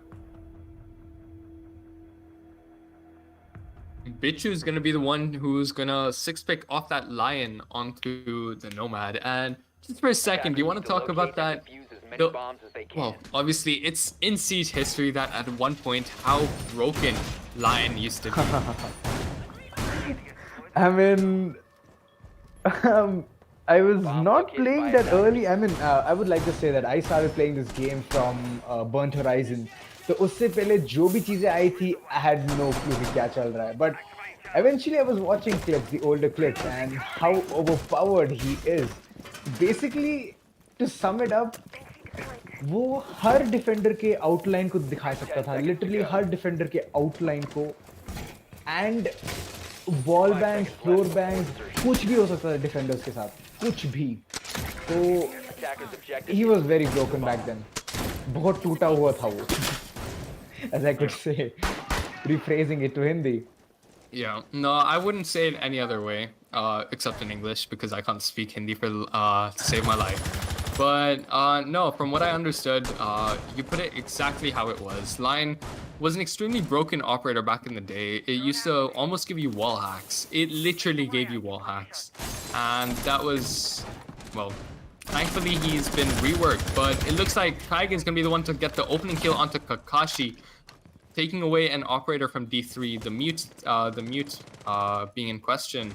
And Kaiga is going to aggressively make his way into that landing area. I mean, Namak is getting a lot of aggression. I mean, they've just turned all the tides from D3 space to Namak in few matter of moments. And right now they Absolutely, have a it's good these- lead. They have a really good lead, if you agree to me. Yeah, no, definitely. Namak's able to get very early kills and get that 3-1 lead, but it looks like Devil's going to be the one to take out Fankel. Doesn't look like this map is particularly going very well for Fankel, but still, this is definitely Kaige who's been popping off continuously. But it looks like Jackal's going to be able to get a ping onto Akashi, who's downstairs in the basement roaming. I mean, वो side से इतना दूर है कि इनको literally फर्क नहीं पड़ रहा कि कहाँ पे है. लिटरली फर्क नहीं पड़ रहा कि कहाँ पे है. As long as Nomad is alive, she has literally put all the air jabs at the specific areas where she cannot literally come for a flank. So, मुश्किल हो सकती है उनको. It looks like Kaige is almost gonna find Devil, and Devil almost finds Kaige, but very close gunfight, but no kills will be traded. Looks like the attackers are preparing to push Aviator, and Warlord's gonna make his way and try and maybe potentially flank. I feel he's going for a below C4. I mean, Attackers recovered the उसे पता है कि default कहाँ पे है. वो बस C4 prep करेगा और and he'll just wait for them to sit down for a plant. Looks like Devil's gonna be the one to find Gichu though, taking out the Nomad. Attackers have recovered their diffuser. Although it looks like Devil's gonna take a lot of HP from from an attacker on Raffle, but he's not gonna particularly die. But N6 is gonna be able to find Warlord with a very nice headshot, evening out the man count to 3-3. 20 seconds left, and Kaige is gonna find Kester. Oh, that was a really good kill there by Jackal. I mean, he was holding the spot, thinking that one person will really swing by that area, and it was Jaeger. Unfortunately, Yeah, that was definitely a very good round for Jackal and 6, as well as Zofia on played by Kaige. So both played very good in this round, and that makes Namak's that gives Namak a three round lead.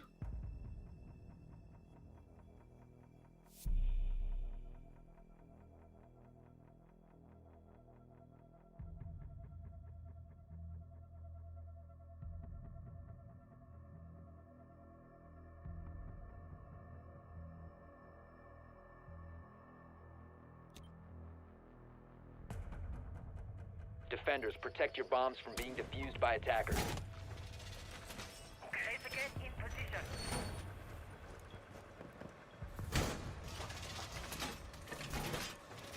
Ready, set, Banshee deployed. Okay, hold up. I'm gonna actually correct a chat member here. I'm sorry to like get into your business, but Lion, at launch, Lion, if you got like pinged by a Lion thing, it would by his Lion EE1D, it would show a red outline of your body for the next 4 or 3 or 4 seconds. It was an absolutely overpowered character. It was a disaster. Attackers are moving out. And you literally had no other choice but to be still. Like, it was an absolute nightmare. Declare BDS line of fire. Razor wire is deployed.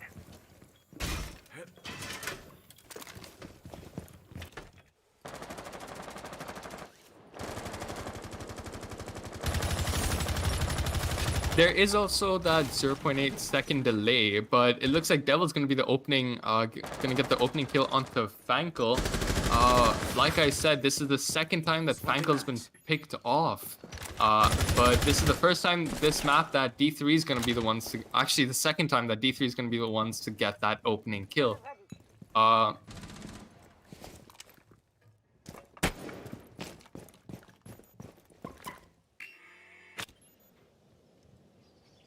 Attackers have located a bomb.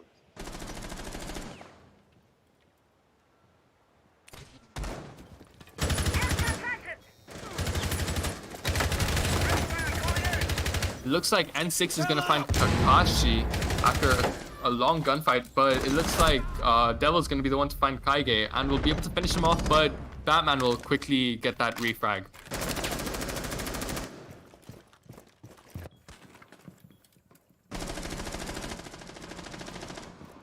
A 2 versus 3, a lot of picks being traded back and forth, but it looks like D3 are the ones to come out with the advantage here. 1 minute 20 seconds left, but the defenders know exact or roughly where the attackers are.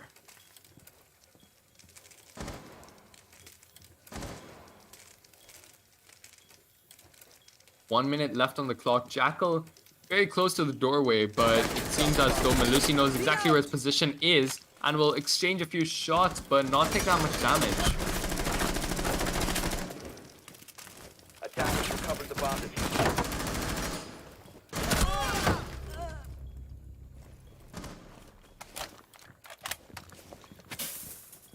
potential blunder from that Melusi, but a beautiful shot, correcting his aim onto that Melusi, being able to get that pick, evening out the man count, and looks like Akashi is going to be the one in study, going to potentially pose a threat to Ace and Jackal, who are trying to push into Aviator.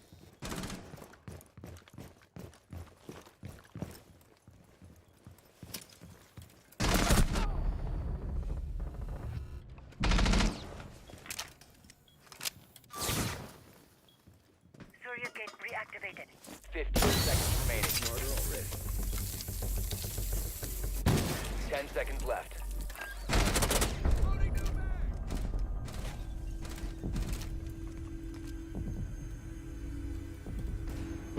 Wait, whoa, guys. This was the rare moment we actually saw a Warden ability being used other than on a Ying, guys. This one's going in the history books.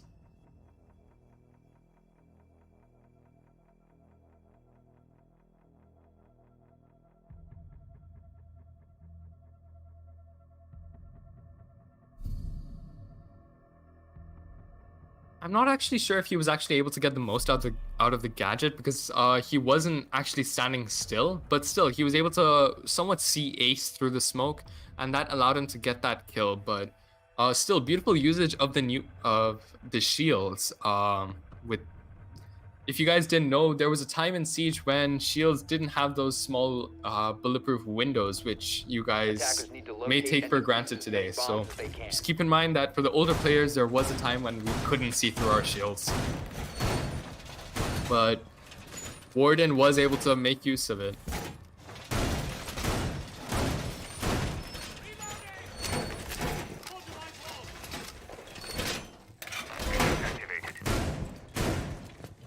I can't confirm that, but it definitely did feel like the old shields were significantly inferior to the current shields we have today.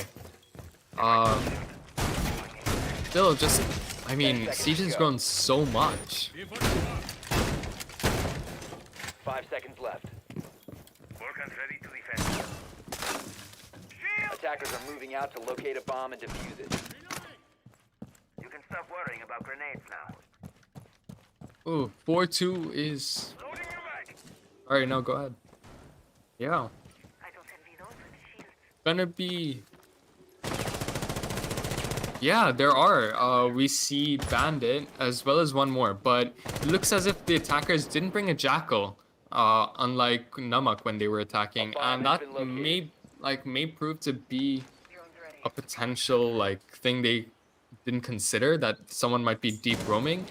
And it looks as if Devil's just gonna make his way into Master Bedroom and try and aggressively take control of that half of the map. Plus is gonna be waiting underneath, seeing if he can, well, feed off intel, relay it to his team, but maybe find a C4 kill. I'm reloading. Stand by to assist the punch. Frag out.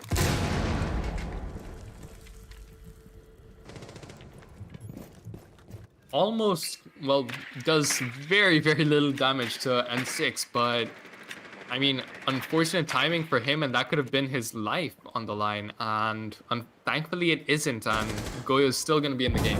But it looks like a second nade's going to go out, and that's going to take more of his health. But Goyo's going to be able to find Kakashi with a beautiful headshot, and Bichu is going to be the one to find Devil with a C4.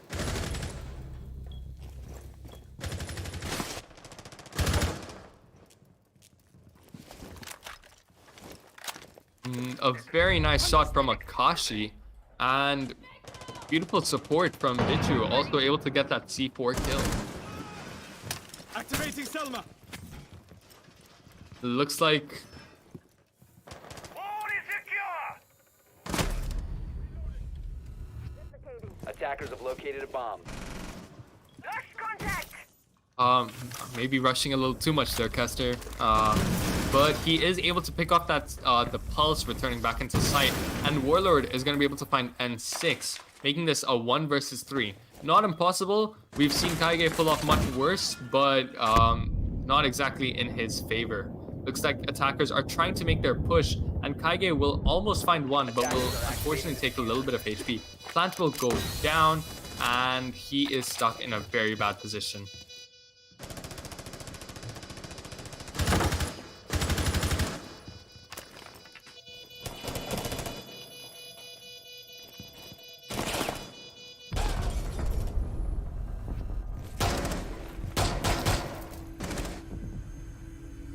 It looks like, yeah, the first round of this half and D3 are going to be the ones to take it.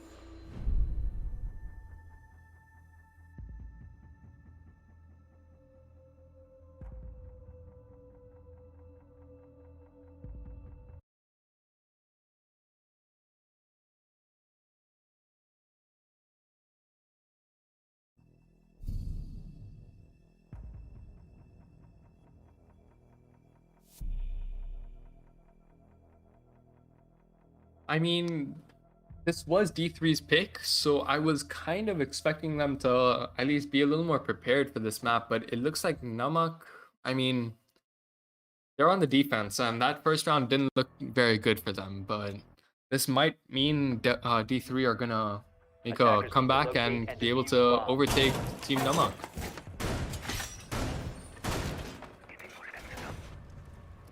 Machine ready to go.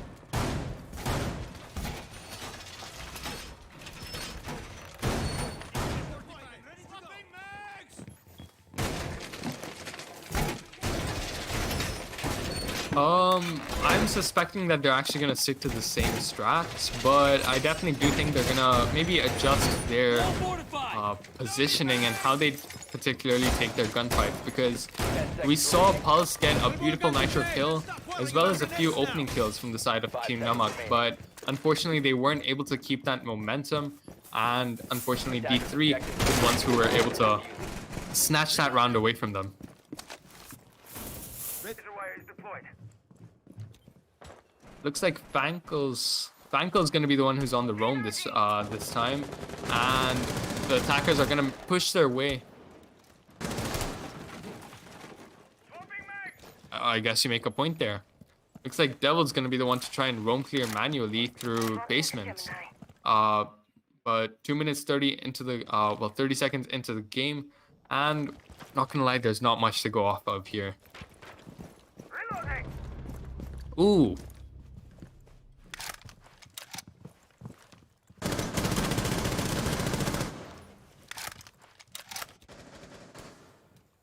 A bomb has been located. Bringing replicator online.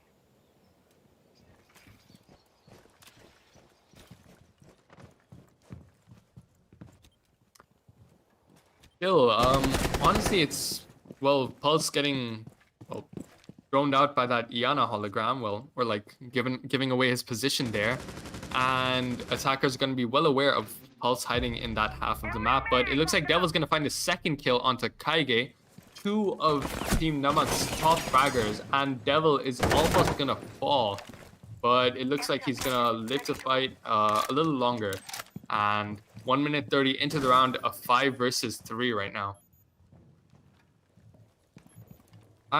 Yeah, I guess that's for my bad.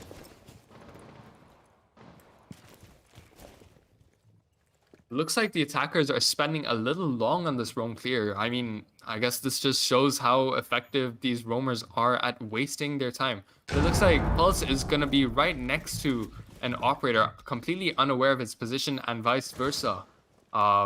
But looks like he might be able to find that out using his gadget.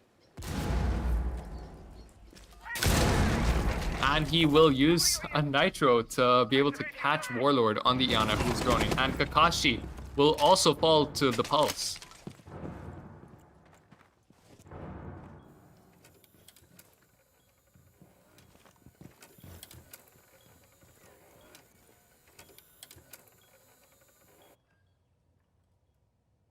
Very unfortunate for Kakashi. Unfortunately, that means that his remaining air jabs will eventually go to waste. But it looks like Devil's going to be the one to try and make his way up to site, maybe catch a few defenders on the way, but it doesn't look like they have enough time.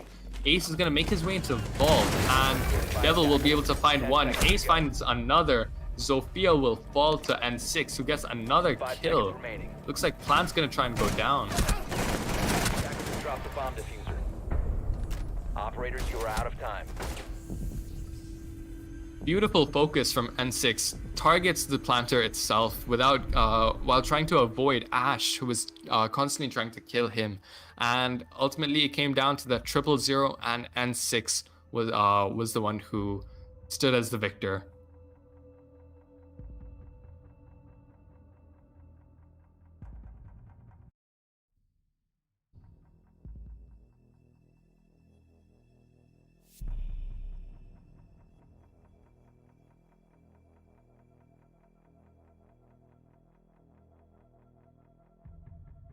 I think they almost forgot about him, if I'm not, like, that's the only reason that I can come up with, because I I'd be very surprised like that D3 wasn't able to capitalize on that roaming Defenders, pulse, protect your bombs because they from spent being so long on that defused by roam attackers. clear, and ultimately they completely forgot about one of the key roamers. Just in position. Wall secured. Setting the rocket launcher.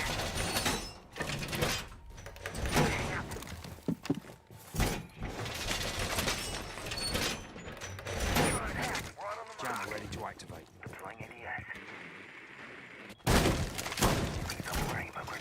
He's also able to feed a lot of intel to his teammates and let everyone know exactly where they are, even if he's not able to get those nitro kills.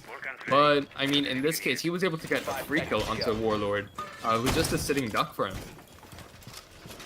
Attacker's objective is to locate a bomb and defuse it. Looks like Namak are changing up their defense a little, going out into a statue extension, trying to like maybe provide a little bit of opposition to the attackers, not giving up so much map control for free, and this might maybe prove effective.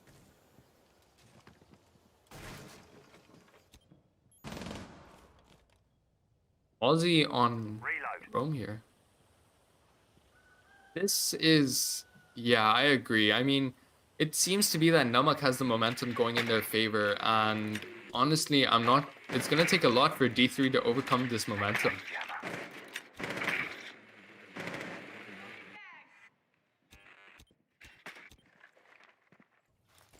No worries, no worries. Well, 1 minute into the round, and currently, the attackers are just trying to clear out the map, clear out any roamers. Devil may encounter that Mozzie who's just lurking out below, but it looks like Kakashi's gonna get the opening kill onto Fankel. Once again, Fankel's gonna be the one to drop early, and it looks like Kakashi's gonna be the one to kill him. But it looks like Kaige is gonna be Kaige's position is gonna be given away by the Iana, and it, Grenade out. yeah.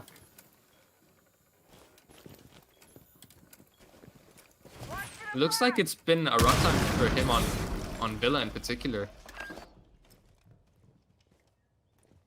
2 frag grenades going to be caught out by the ADSs, and I just good job on the defenders able to waste out D3's utility. Somehow the fire falls below, and well, Ace is gonna try and open up the triple wall, and eventually that should give the attackers an opening. Looks like Kakashi's gonna take a lot of HP away from him. And Akashi's gonna be the one to find N6, a very valuable player for Team Namak right now. But it looks like the attackers do have a little bit going for them, and Warlord is able to find Batman with a very nice headshot, and Akashi will fall to Bichu. All very close gunfight, but the Mozzie will emerge on top. Devil's able to find Kaige. It's now a 1 versus 4 with Kester putting down the plant, and it does not look very good for D3 right now. Sorry, for Team Namak right now. That being said, Warlord is going to be the one to clean up the round and put one up for D3.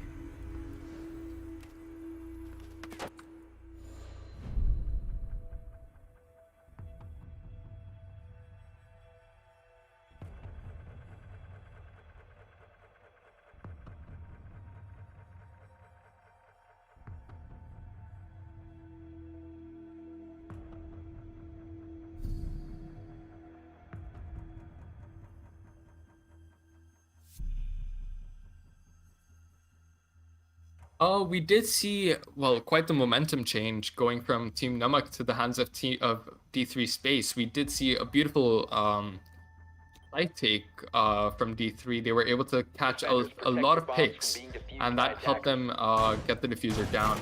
And ultimately, it was down to a 1v4, which just wasn't in favor of Team Namak.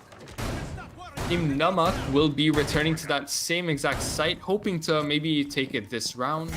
And it looks like they're not going to change much to their lineup, except for the Aussie, who will be swapped out for the Frost. Placed. 10 seconds to insertion. 5 seconds to insertion. Attackers must locate and defuse a bomb.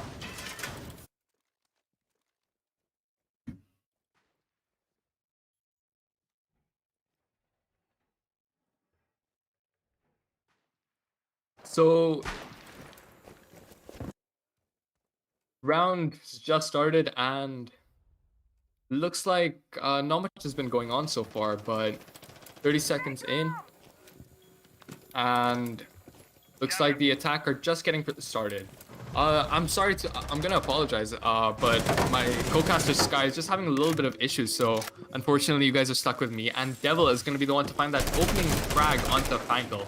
Looks like Fankel, once again, is being taken out as the opening kill, and Warlord's gonna maybe scout out the area, try and find Bandit, who is cornered inside Laundry. So it's gonna be interesting to see if the attackers are able to maybe corner him. But it looks like Akashi is gonna be the one to find Kaige. Just once again getting through with that roam clear, and Warlord's gonna be the one to finally find that Bandit who is lurking downstairs. Not a very good position from him, and a very unfortunate that it's now a 2 versus 5, and it looks heavily in favor for D3.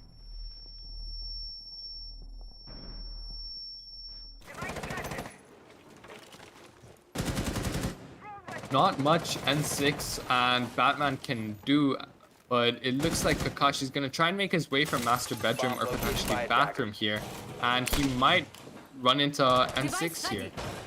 But it looks like N6 is gonna rotate a little. Gonna rotate downstairs, and he will find Akashi. Contact with Gemini. 2 versus 4, just one pick, but it's these small 1v1s that eventually make clutches like these possible. Looks like Batman's gonna find another and will make the man count 2 to 3, and Kakashi will ultimately take out Batman. Plant is gonna start to go down, and it's up to N6 to retake that the statue site.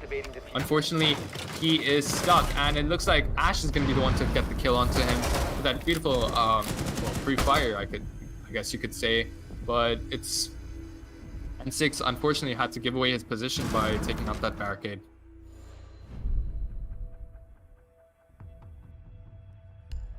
Sky?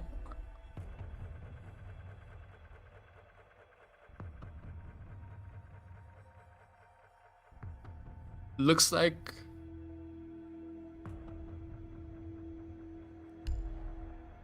we're just gonna take a quick break just in case you couldn't hear Sky, which might be the issue. So we're just gonna try and sort that out, and hopefully we will be back shortly after fixing it.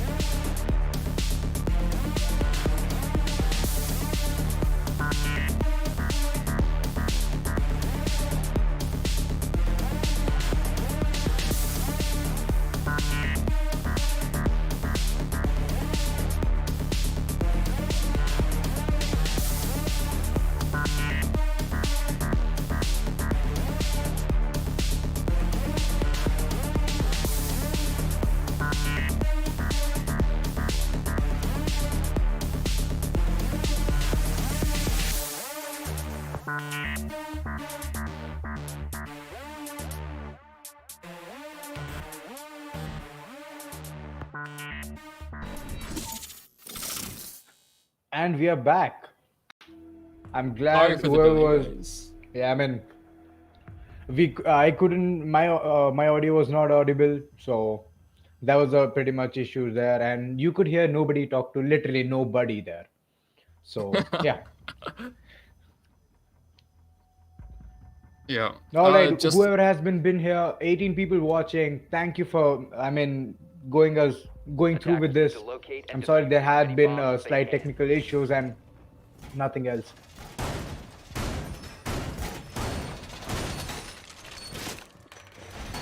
Looks like we're gonna go right back into the action. Namak is now even with D3, or should I say the opposite? D3 is now even with Namak. They were finally able to catch up, and it's now 5-5. Looks like Team Namak are gonna be back to defend Aviator and Games, and this was a round where we saw N6 perform extremely well last time. A very close round, but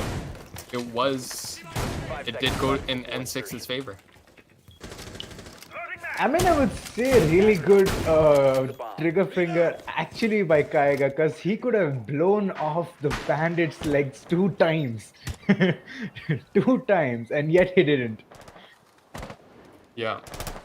It's also like his determination that round. Like he obviously he did his best to ignore it. The Ash, that was obviously you could argue the biggest threat, but he did his way, dodged and weaved, and he managed to find the ace, who was, I guess, the higher priority, and was finally able to win a round on time, which was a first that I've seen throughout these last 2 days casting. I mean, hats off, D3 is actually bringing in a lot in this match. I mean, gun Looks skills like- check, site clearing check. It's just been a hustle right now. They're just hustling right now. This is quite the contrast from last map, where we saw D3 struggling with their attack, but on this map it looks like their attacks are stronger than their defending holes, and I guess that's evident through them catching up. So what do you think? Nobody, please tell me what will happen in this particular round.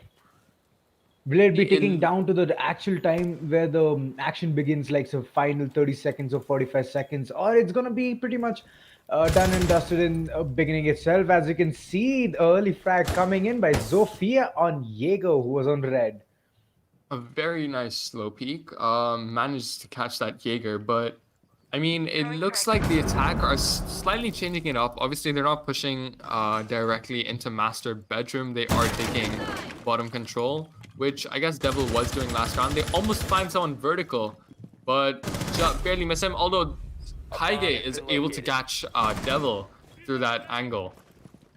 I mean, the vertical which was made by Ash. I mean, Zofia was turned deadly to Ash. Absolutely. And obviously, angles work both ways, and this just showed how powerful, well, even playing vertically down could be. Looks like Akashi is going to be able to catch Kaige with his impact grenade onto a Goyo shield, but it looks like in the meantime, N6 is going to find the Nitro kill, and Kester is going to be able to catch Refrag N6. Looks like Echo is going to be taken out by Akashi, and that's his 3rd kill this round. I mean, he's just going blazing guns right now. Frankel, it's down to the single man, and it's going to be a post-plant situation. Will he be able to clutch this? It's going to be a really tough spot for him to even enter the site, because all the angles have been pretty much looked on, and it's going to be very tough for him as he slowly walks inside the mapping area and quickly gets shut down. Warlord holding a very nice angle there. Very unexpected for Frankel, who honestly couldn't do much in that situation, but that's just how this game works. Obviously, this is a team game, and there are times when the odds are stacked heavily against you. But it looks like D3 is finally going to be able to take the lead and make it to match point first. Now, obviously, if Namak wins this round, we will be going into overtime on this map. But it looks like Kaige is going to be the one to pull out the Tachanka. Likely going to 6-pick off, or maybe not. Who knows? I mean, it's very rare to see someone actually play Tachanka, but yeah, stand corrected. It's gonna be a 6-pick to Mute. I mean, Mute brings in a lot of jammers. I mean, he can literally deny pretty much everything which is coming forth. Even the recent, the Attackers new need to operator locate called and Flores, defuse bombs. his what do you call it, blasting TNTs can be easily stopped by it. So yeah, why Not that not? floors can be used in competitive just yet, but the mute Yep. also does jam those Iana gadgets, and obviously working with that mute Mosey combo can be very effective in catching drones and denying intel. Bomb I located by mean, one attackers. person's loss, the other person's benefit, I would say. Wall reinforced! Absolutely. And obviously, uh, D3 are not changing up a thing. What's working for them is, and they are sticking to the same lineup. Although it looks like they might struggle a little with them, with the vertical plays because obviously they don't have a Attackers are sledge. heading out to defuse the But I guess this was part of Namak's plan in taking this particular site out of nowhere. I mean, at this point, they have to do something. If they don't want the third map to be, I mean, if they want to secure the win pretty easily, then yeah, they have to be doing something off the book. Swapping mag. And there's a really good drone game going on over here, where Zofia is just pushing along with Yana's drone, and there comes the first kill by Batman. Scanning. I mean, a beautiful Looks angle like- held over here. A beautiful angle. Yeah. Namak is going to be the one to finally get that opening kill. It's been a while since we saw that. It looks like Warlord's just going to miss out on Castle. And looks like Castle's just going to get away with his life in his hands. But looks like Jaeger's going to be roaming upstairs. Maybe going to catch the players playing in library. I mean, the viewers are really enjoying the neck-to-neck competition which D3 Space is bringing as they have the lead over here. I mean, at this point, it can be anything.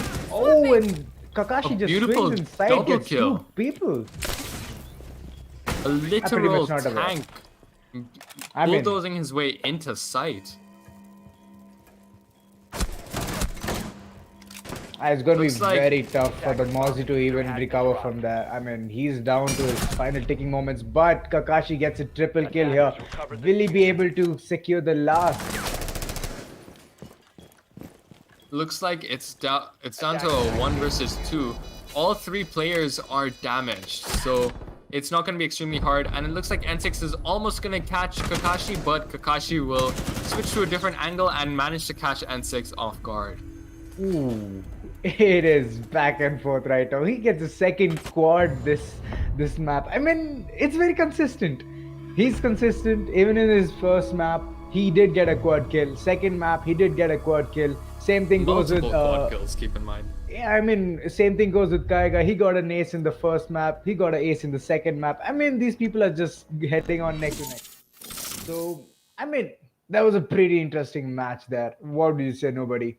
No, that was definitely quite the comeback for Team D3. At first, at halftime, D3 was actually losing 4-2. And it's very exciting to see them make a massive comeback. But Sky, what does this mean now? We're finally going Oh. into map number 3. So We're finally it's going very into map exciting number to 3. finally see the first overtime deciding map of this qualifying of these qualifiers so far. So this map will be Oregon. So the way it works is every single team will ban a map. Like one team will ban a map, the other team will ban another, and then one team will pick a map and the other team will pick another. After they've picked 2 maps, Ooh. both teams will proceed to ban the remaining maps, and the last map, which is not banned, is the one that will be the deciding map. And in this instance, it was Oregon. I mean, I guess the audience is pretty much bamboozled over here right now. I mean, nobody, you tried your best explaining how it is, but then at the end, it's just 3 maps where people are gonna. Both the teams are gonna go head on, and depending upon how it goes, I mean, right now you've just seen the scenario where it's gonna be 1-1, so it's gonna tick off to the third map. And if it was sheer dominance by Namak, then it wouldn't have gone for the third map either. But No, I It's- mean, yeah. I don't know what to say. I remember like scrolling through chat, and I remember everyone was like, "Oh yeah, this is gonna be Team Namak's win." But this is just the Ew. beauty of a game like Rainbow Six Siege, where you never know which team is gonna flip the switch and well, reverse things on the other team. I mean, right now, the third map, can you just tell the audience what it's gonna be? Nobody. Sorry, could you repeat that? What is gonna be the third map? So just in case you missed it, the third map is gonna be Oregon. Now, Oregon is one of the OG maps of this game. It has been reworked a little since it was first launched, but actually it's been reworked. Uh, I'll I change mean, that. the It rework has was been pretty much. reworked. Let me just back you up there with the One of reworks. the I mean, first reworks, actually. true, very true. I've almost forgotten that it was reworked. It's been so long. But yeah, this is obviously Oregon. A very classic map in Rainbow Six Siege, but this also means that it favors the better team, not just the particular like the better team with the in terms of gun skill, but the better team overall. You have to have a good balance of strategy, gun skill, and just game awareness when it comes to Oregon. I mean, the reworks had been pretty much. It was for actually the runouts, which had been very common, and it was. I mean, like spawn peaks were pretty common in that map, and it was very much Still sloping are. towards. It still are, but then not from the big window as you could see from Yeah. the before part. I mean, big window. Someone like Doc is standing there with an ACOG. You spawning towards the. I mean, the. Let me just get to my head. Junkyard area, and you just getting one tap. I Oh, mean, yeah. why? Why I would you remember even play right after that? there used to also be this nice like pre-firing spot where like literally in junkyard spawn you could pre-fire at that big window and you might actually like catch a defender just rotating within sight. And honestly, that the old Oregon, it's very nostalgic to Oh, think about. indeed, indeed. But then right after the rework, it was pretty good, and it's pretty much balanced right now. But it depends upon how you're gonna use it. Yeah. Whether you're gonna keep a really good roam or you're gonna keep a really good what do you call that, a roam clear. I mean, it depends upon the roamers. You have literally so many areas to roam about and hide in particular corners, just like Villa. I mean, Oregon showers, for example, definitely. if you could take shower as an example, I mean, people can literally hide there. A vigil can without turning on his gadget. If someone misdrones him, uh, I'm just putting it. If someone misdrones him, so it's going to be really tough for people to even spot him. Yeah, I mean Oregon has a lot of like like possibilities for like extensions and stuff, but it looks like teams are almost ready, so we're gonna be starting very sorry. We're just gonna take All a right, all quick right. 2 to 3 minute break just so like we can freshen up a little, and we'll be once we're back from the break, we will be underway with the third and final map of tonight's best of three. It's going to be pretty interesting.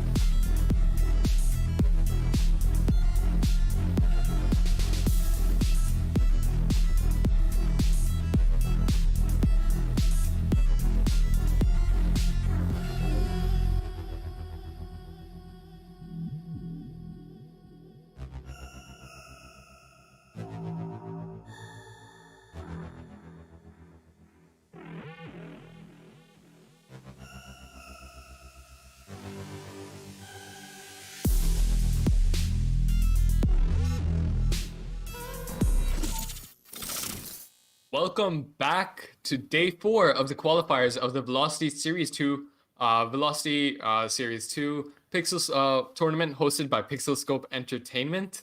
Apologies for that. If you haven't already, make sure you have liked this stream, subscribed, and make sure you have the post notifications on. I mean, बहुत सारी चीजें host होती है pixel scope tournament में not only R6 Valorant भी आ रहा है so if you guys want all the updates तो आ जाइए please drop what you call the follow on Instagram or follow on Twitter. You'll be up to date, simple as that. Yeah, absolutely. It's quite amazing what PixelScope Entertainment does for us, providing us with content on a weekly I mean, basis. nobody is just given away with entertainment at the end. So Yeah. हमें ज़्यादा चीज़ बोलने की ज़रूरत है ही नहीं फिलहाल. Exactly. I mean, I'm pretty sure Overwatch, like many games like Overwatch, Valo, Apex from time to time, and honestly, the game we're here to see is Siege, and they do that too. But without further ado, we are about to get started with map number 3, the deciding map of Team Namak versus D3 Space. So let's get started. I mean, let me give a heads up. ये तीसरा map है इस बार. तीसरा map. It's been the first, like, पहली बार ये situation आया कि तीसरे मैप तक बात जा रही है क्योंकि D3 Space as well as Namak are at the perfect step at 1-1. I mean, right now it's just a deciding factor. And Yeah. ban phase, slamming it up. It's gonna be a really good ban phase right now. Thatcher, pretty much generic, nobody. What do you think? Yeah, Thatcher is definitely one of those operators who speeds up the attack for everyone, but he also like just takes out way too much utility and is honestly one of the must bans on this particular site. Now, who do you think is going to be the second ban from D3? I mean, I have no clue. I have no clue at this point. मैंने पिछली बार भी बोला था कि कुछ operators होंगे ban लेकिन नहीं हुए. I mean, surprise after surprise. इस बार Jackal हुआ. I mean, हाँ, we did see Namak actually abuse Jackal in the last match pretty much. तो हाँ, Yeah. I guess they will be avoiding it. They did get a lot of good utility out of Jackal, Team Namak did, and D3 honestly just wanted to get rid of that entirely. Additionally, Team Namak did very well on that Melusi. In fact, in the first map, it came down to 2 rounds where Melusi Banshee stopped the attackers from getting the plant down. That would stop you So- right here and say it's gonna be Kaid ban at the end, probably. See, it's either Kaid or Mira, one or the two. Yeah, either of them. Either of them. I would definitely agree to you on that one. And it's And the Mira. Mira ban it is. Now this. I mean, yeah. You were carrying on with Malusi. Sorry to interrupt you, so you can go No, ahead. no worries. I was done anyways. But obviously, now that Kaid is unbanned, Maverick is gonna have a lot of things to do on attack. I mean, Malusi का जो इस्तेमाल उन्होंने किया था नमक ने, it was just fabulous. It was just fabulous. Last moment हमेशा last moment तक बात गई थी मलूसी के साथ बट इस बार मलूसी नहीं है इनके पास तो देखते कैसे ये लोग कैपिटलाइज करेंगे इस चीज को. Additionally, those were some very creative Melusi spots, and they were honestly hard to destroy in the sense that it wasn't very like obvious to the attacker in that under that pressure where they were gonna knife. But ultimately now we're starting the very first round of Oregon, and Team Namak for first is defending in the first half. Now we can see that they've chosen to take the 2F site, and they will be defending dorms and kids' bedroom. Needles in position. I mean, did he just miss the drone? Worrying about grenades now. I mean, it I was in think a he might pretty have been sneaky focusing spot. on that lesion, Gumain, but yeah, he did just miss that drone. So no I biggie, mean, but it looks like एकदम ठीक सामने है. 10 seconds left. And yes, Jaeger does get it this time. 5 seconds to insertion. looks like we're gonna finally see Kaid being played today, and it looks like right off the bat, Kaid's gonna be utilizing his electric claws on some of the main walls in this particular site. But keep in mind that Warlord is bringing that Twitch, but Fankel is on the Mozzie, and it's gonna be extremely powerful if Fankel is able to snatch one of those Twitch drones away from Warlord. I mean, Twitch drones have proved to be a really important factor, to be honest. I mean, she has 3 stuns on her drone Oh. loaded and gets an early kill over here. The Batman being the sneaky one and gets the first kill. Ash, Not the vertical prettiest play. kill, but he did get the kill. And very surprising angle for that Ash. Obviously, did not expect it whatsoever. And it doesn't look like D3 did a very good job droning that Ash in. But Kester is able to manage to catch Frankel. And that means that all Mozzie drones that were not like, that are caught, or if they are caught, will not be able to move. I mean, it'll be doing the basic job of giving intel until unless it has been destroyed right after, like, Mozzie Pest going off. So, Although it's going to be interesting to see that in some of the changes announced, I don't know if you've heard, but soon, maybe in a couple of seasons' time, but drones are soon going to be able to be operated by the dead players. So it's going to be interesting to see if Mozzie in the future is going to be able to maybe operate some of his caught drones even after he's dead. I mean, that will be very interesting to watch, to be honest. It'll be very interesting. And it is down to 4v4 in this match, and Kakashi gets a really good kill over the Kaid, who's gonna be swinging down dead. Looks like Kaid's gonna take full out of control, and he's gonna make his way to the position where Kaid was originally playing. And now it looks like Kaide is stuck in a very awkward situation behind behind the dorm, and looks like the attackers have complete control. A bomb Looks has been like located. Maverick might encounter the smoke, and he is able to catch the smoke. Looks like Jaeger, the last one alive, is stuck on white stairs, and he is unable to get the last kill. I mean, there was a very good reaction time there by Kakashi. As soon as he just spots the smoke, he just goes right back onto his head and just aim lock. Gets him A very- instantly. A very good flick, but obviously a little bit of luck involved there. Obviously, Smoke should have had the advantage there, given that Maverick wasn't aiming whatsoever in his direction. Very unfortunate for Kaige, but a very good comeback for D3. Originally a round where they lost the opening frag, but they were still able to overcome their odds and take the first round. Indeed, indeed. I mean, it was a pretty interesting first round for D3 Space. I mean, their attack was pretty good there. Pretty solid, to be frank. Defenders, protect your bomb. And I think even their though Maverick did a Jaeger- good job at taking control of Addicts solo. I definitely do think that Namak can do a lot more in terms of denying that, but it's good job to Maverick, Kakashi, who was able to punish that overpeaking Kaid. So obviously Namak needs to adapt a lot, but doesn't mean that. I mean, it's just the start of the round, so Yeah. we cannot be saying anything quite certain right now. Yeah. Although interesting to see that Fankel is swapping out from that Mozzie to the Ella, and we did see some very good Ella plays yesterday. So Oh. I'm hopeful that we're going to see some more today as well. I mean, Hela yesterday was just bringing it out of just random corners. It was like a total stealth show by Uru there, and he was like popping every single person he would see, but instantly getting shut down. But he was doing the damage, but not that much that it. But eventually, it just costed the round. So Yeah. 30 seconds into the round, and it looks like attackers are struggling to make their way into sight. It looks like D3 are finally taking their the advice we've been giving, and are finally actually taking things a little slow at the start, and maybe droning their way in, because obviously that is quite a problem. And it looks like Witch Drone is going through and is going to be able to catch a few ADSs and play Ring Around the Rosies with the Kaid. that was pretty fun to watch. As Kaid was literally, I mean, not fun for Kaid because if a grenade just comes over him, he's just gonna go exploding in one corner. But eventually, there's another ADS present there. But let's see how it's gonna play out for the Kaid. Yeah.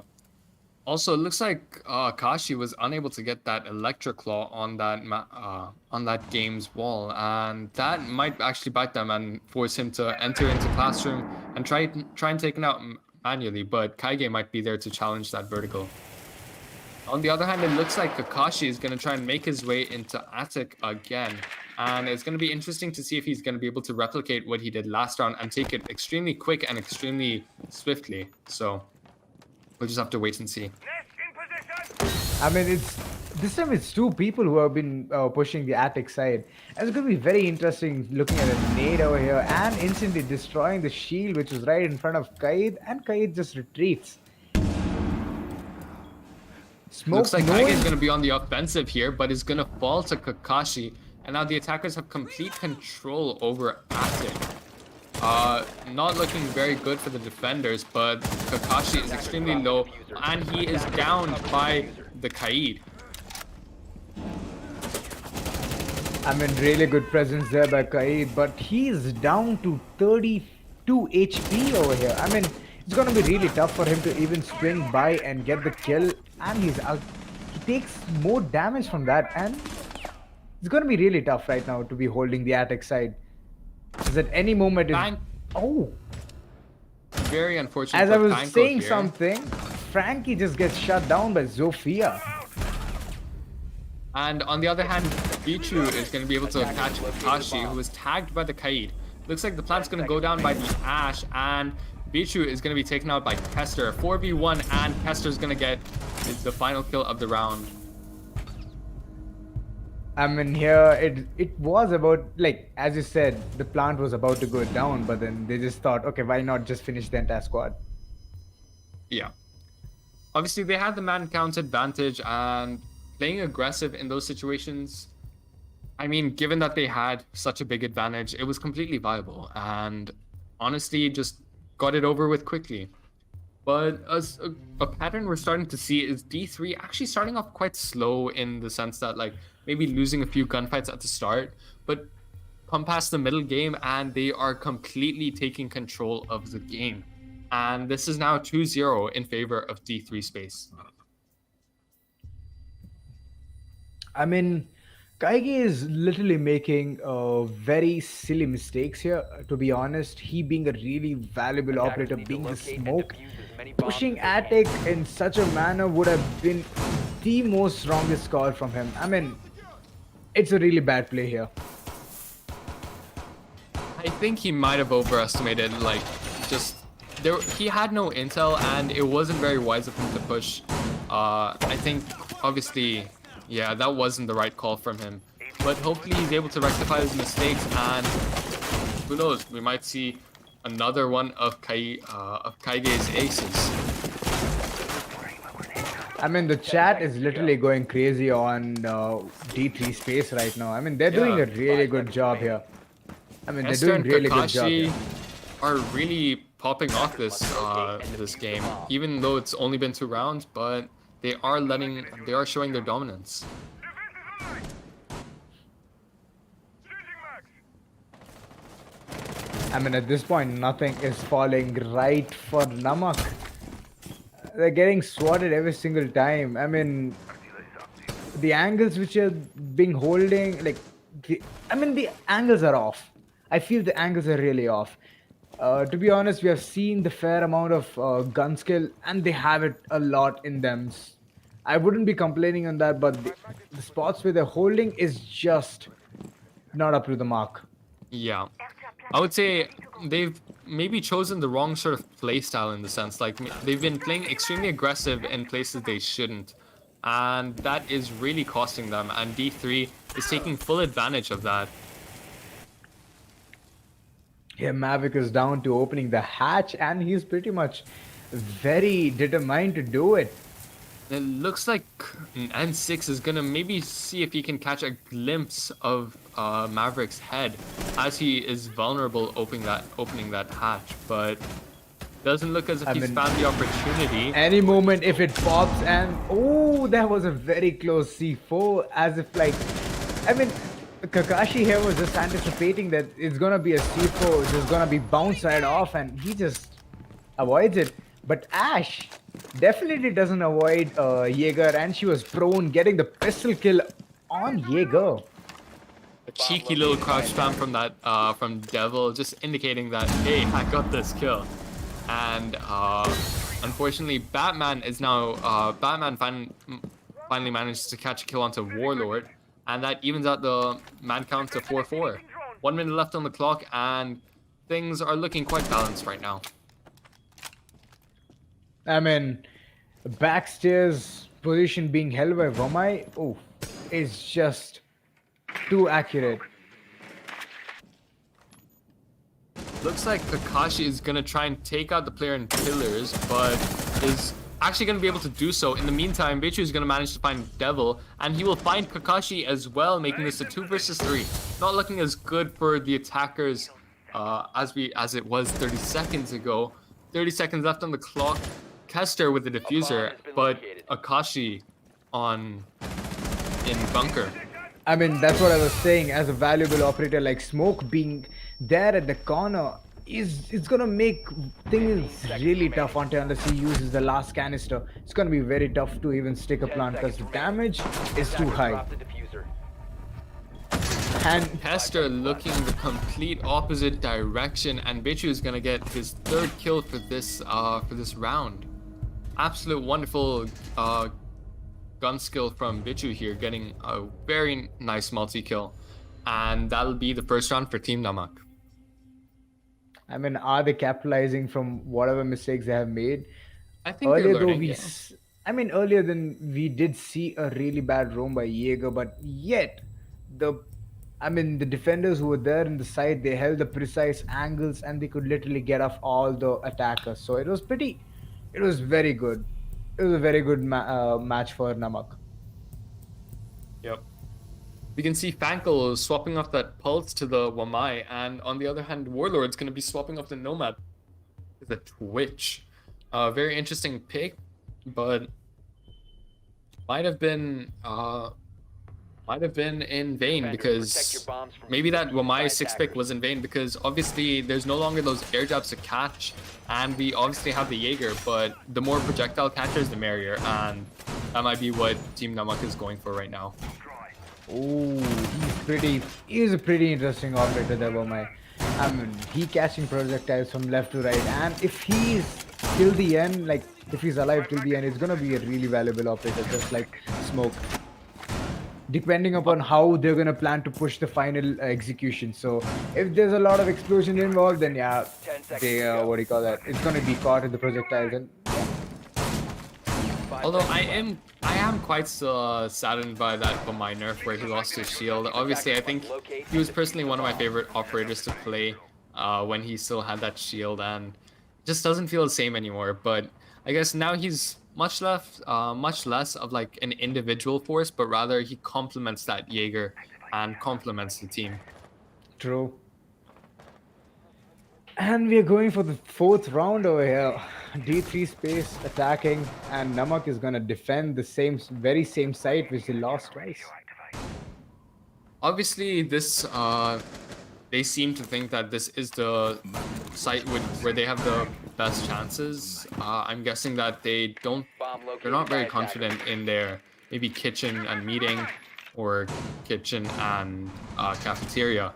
So obviously they are returning back to that kids dorms site, and that could potentially cost them another round maybe. What do you think?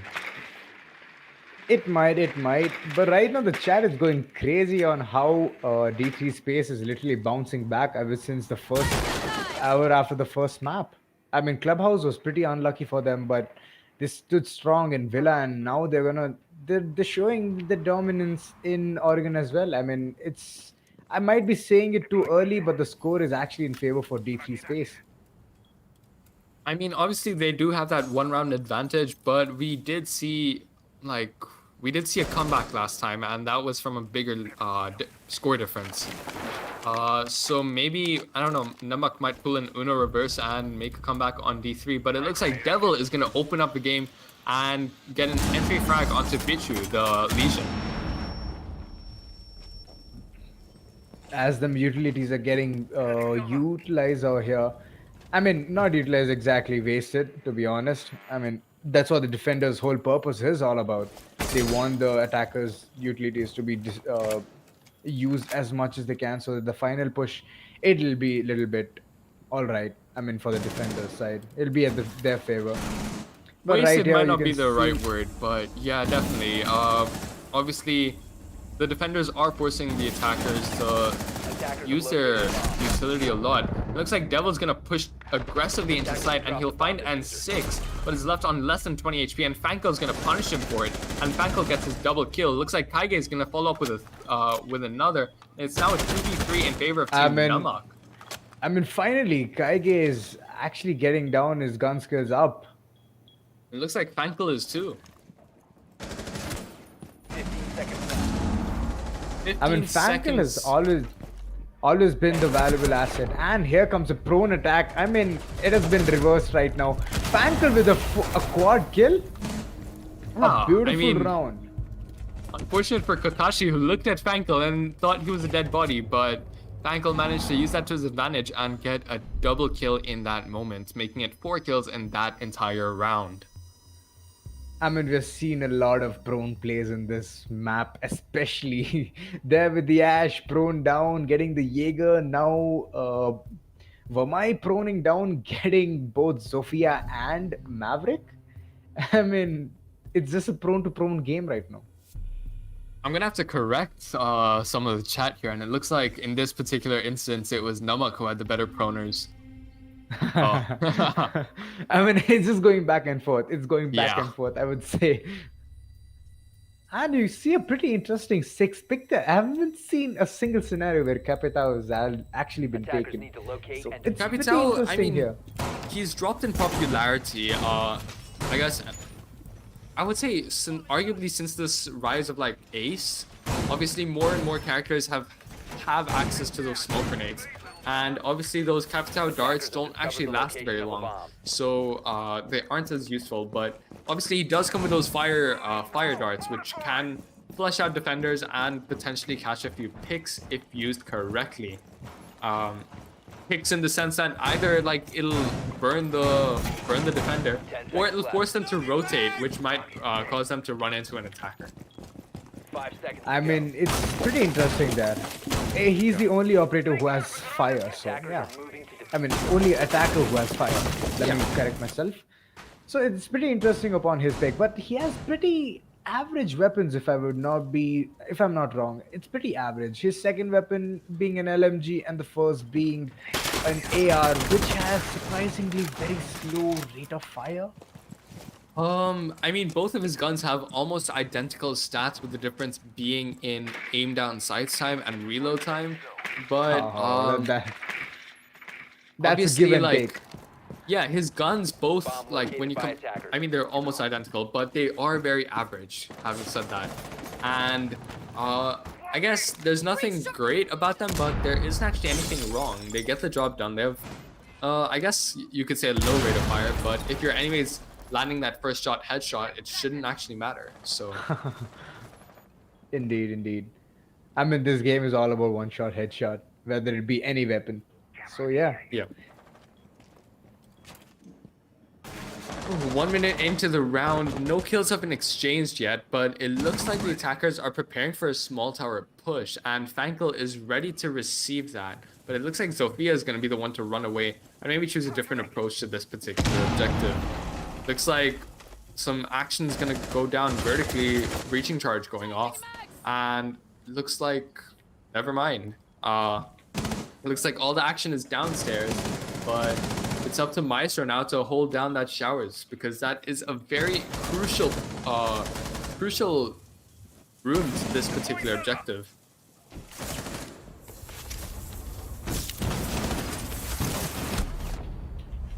And N6 is going to be the one to find Kakashi and get the first kill of this round. And it's going to look like Nomad is potentially going to try and flush him out, but decides against it.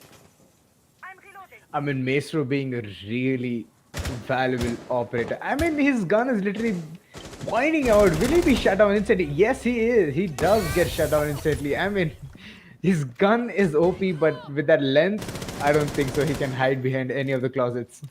Yeah, looks like Kester was able to maximize, well, the disadvantage of the LMG that Maestro was carrying and was able to pre-fire him, knowing exactly where he was. But it looks like it's now a 4v4 and 20 seconds left. Devil actually makes it a 4v3 in favor of D3, and now it's up to the push. Last 20 seconds, it's up to the attackers to see how they execute this. They're taking down the plant, and Warlord and Devil is literally at the gun game over here. They're literally shutting down every single person they can see.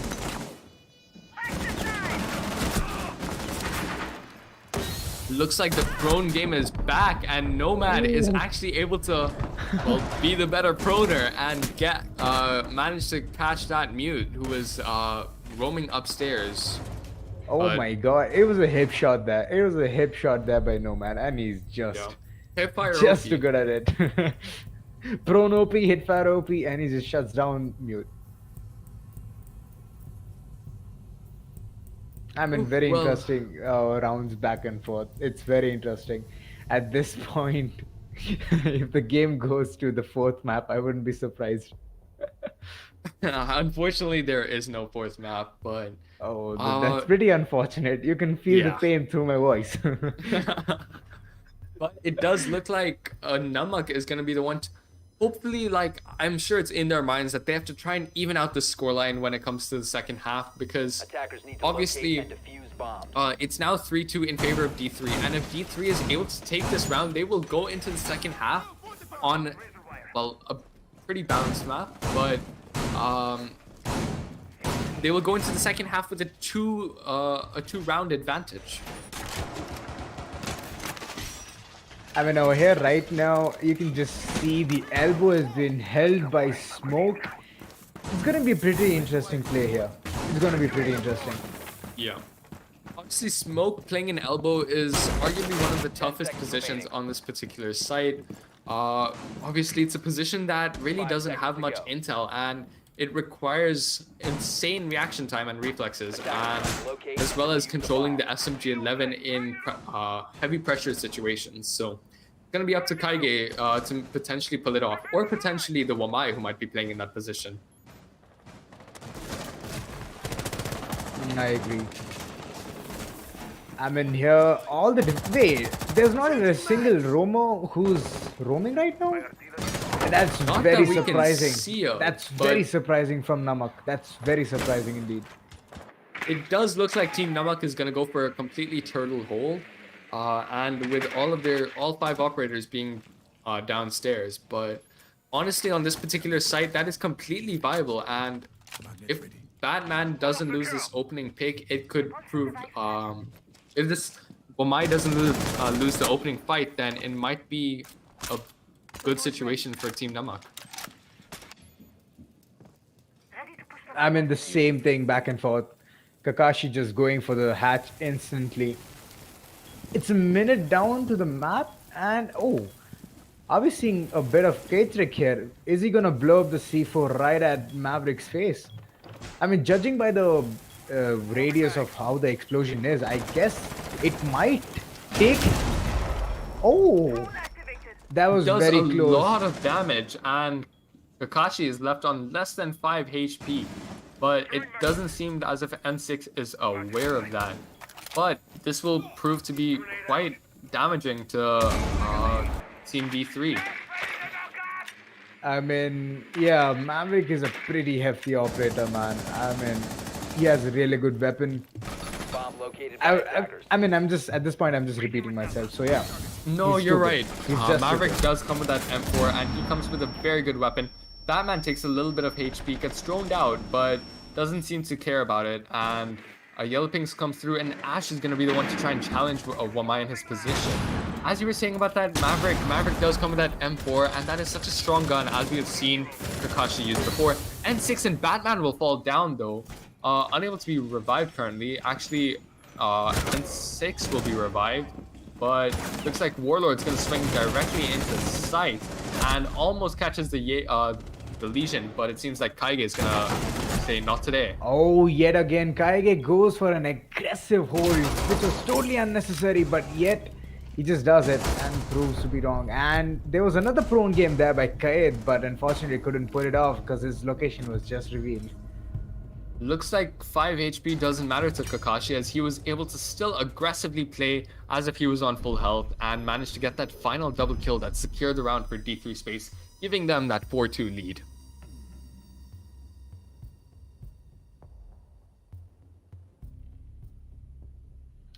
At this point, he proved us wrong with Melusi when he had 5 HP, but yet he couldn't clutch the round, but he got significant enough, like he got enough kills.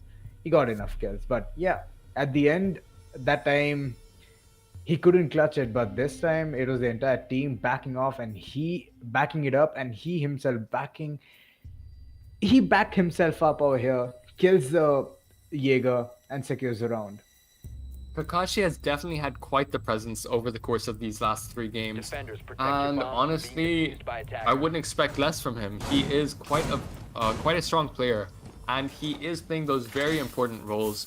Even though he is playing those soft support, maybe the Kaid from now and then, the hard breacher, but he is still performing well and like help supporting his team to eventually take the lead, which they currently have.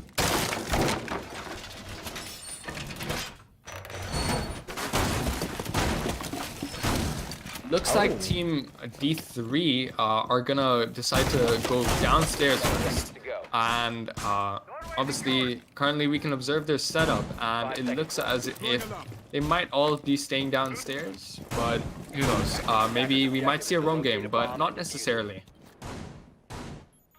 I mean, it is a site where eventually all 5 people can sit and specifically hold a certain angle, but yet again, if you're a roamer, you can waste a lot of time. That's what difference would be than rather than you holding all 5 in one specific spot and like more than other things. I mean, Thing see, is, though, like- basically, it's all about the attackers wasting their time. So if someone from the defense side is on a roam, so you're basically wasting significant amount of time depending upon how efficiently you roam.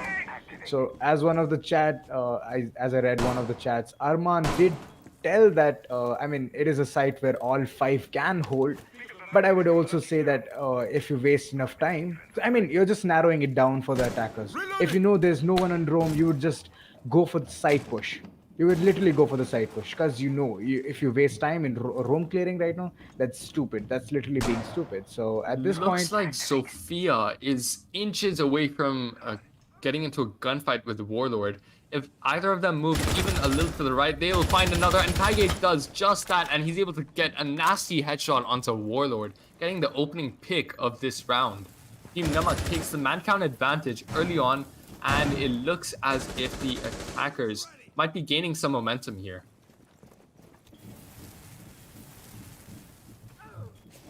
Yup.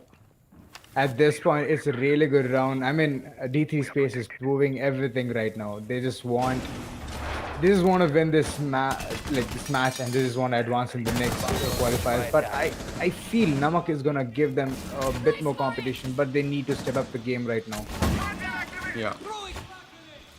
Obviously, now Akashi is going to be the one who will be quite a nuisance to them, and frag grenades will go through. Looks like it'll damage Akashi a little and destroy that Goyo shield that he was using to peek, but looks like he's cornered in a pretty awkward situation, and Ash will be the one to make her way down south stairs, down the stairs.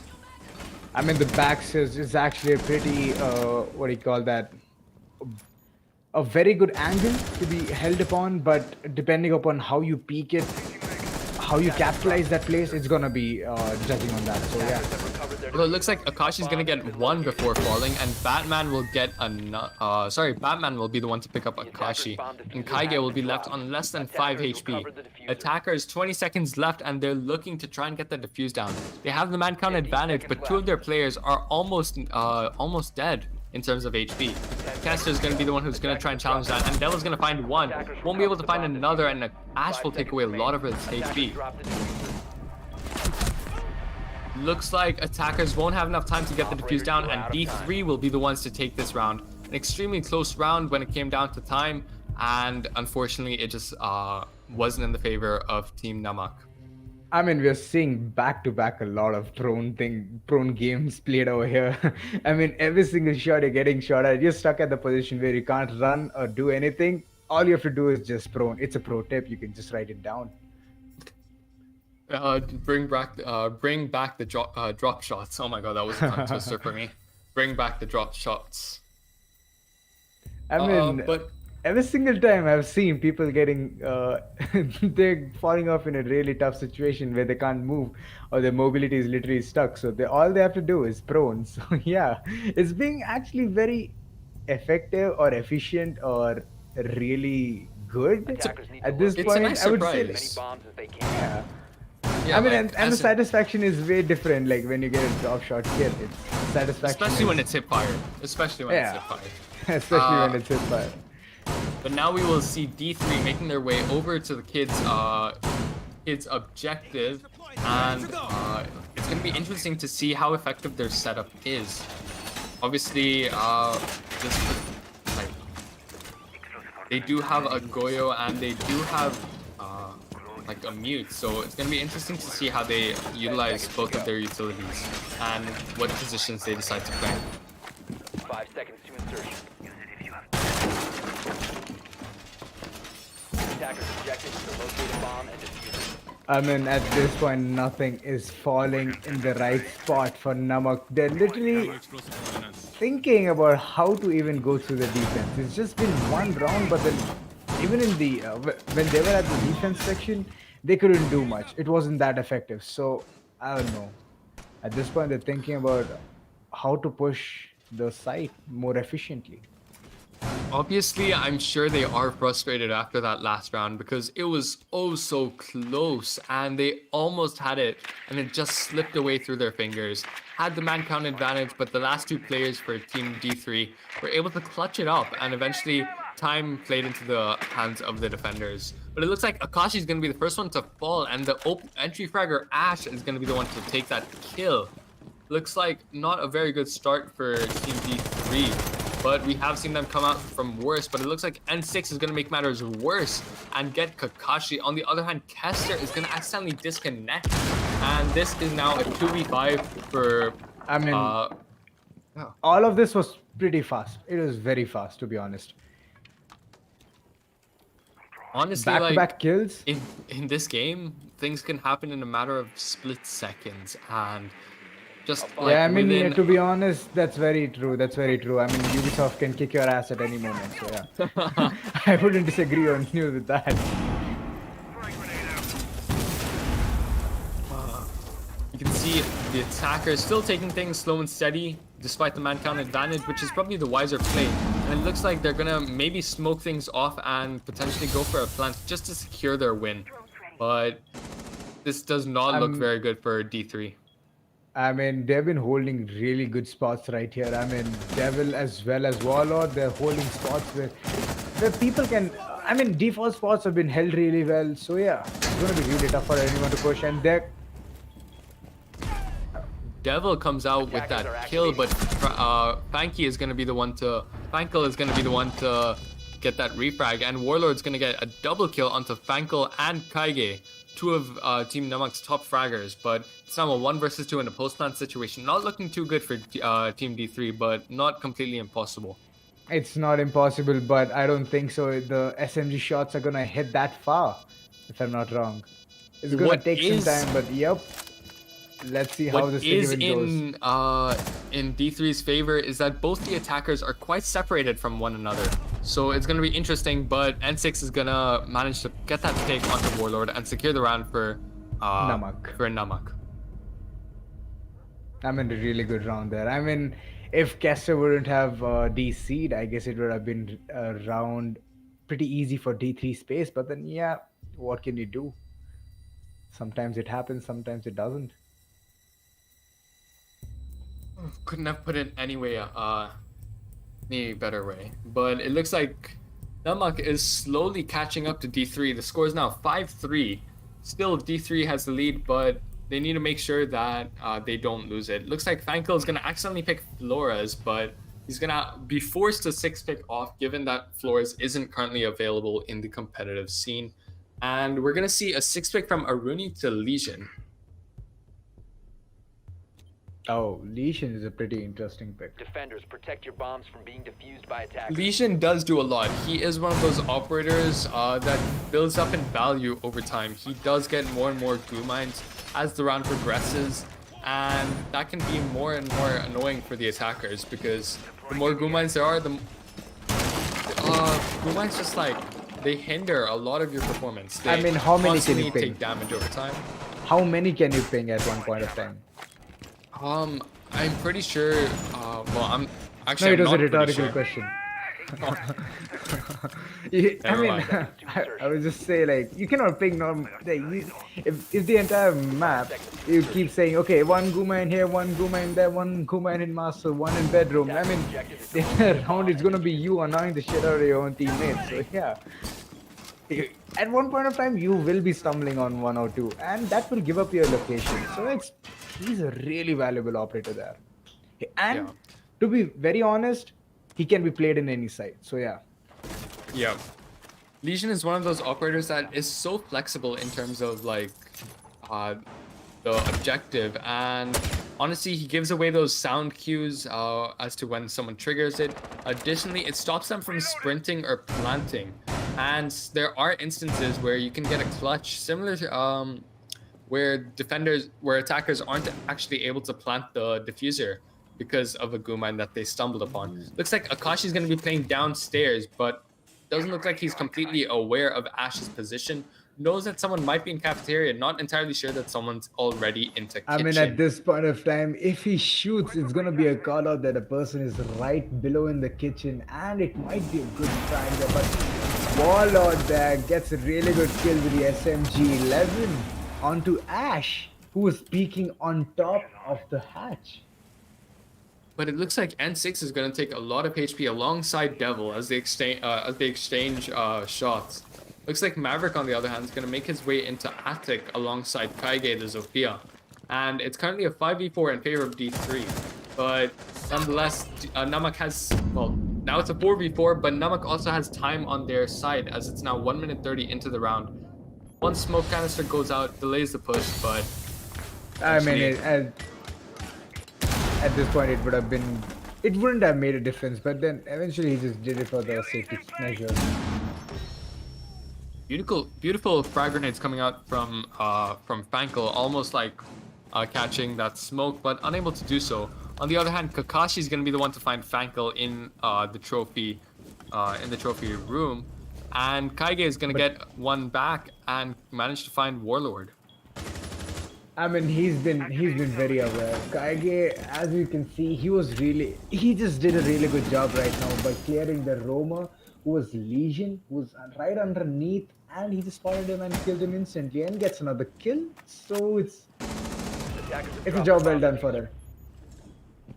Kakashi will be one to find N6, but it looks like the attackers are separated as one pushes up white stairs, the other is in attic, and Kakashi finds the one on the white stairs. It looks like he's gonna fall to Maverick in attic, but it looks like Kessler almost throws the round, but finally managed to get the almost kill. potated, but eventually he just corrects his aim and he gets him down. Looks like one of the teams is gonna call a timeout, so we're just gonna take a quick break as soon as the game allows us to, and we will be back within 2 to 3 minutes. Sit tight. This is gonna be a match that you definitely don't want to miss. Obviously, Namak still might have the comeback in their hands, but who knows? D3 might be able to run away with this win. At this point, I mean, I would just say like it's a big lead. D3 Space has a big lead over here. So it's going to be really tough for them to actually swing by. Namak needs to pull some really good things over here if they have to win. And for the people who started watching the stream now, it is a decider match, and the scores even. The scores are even.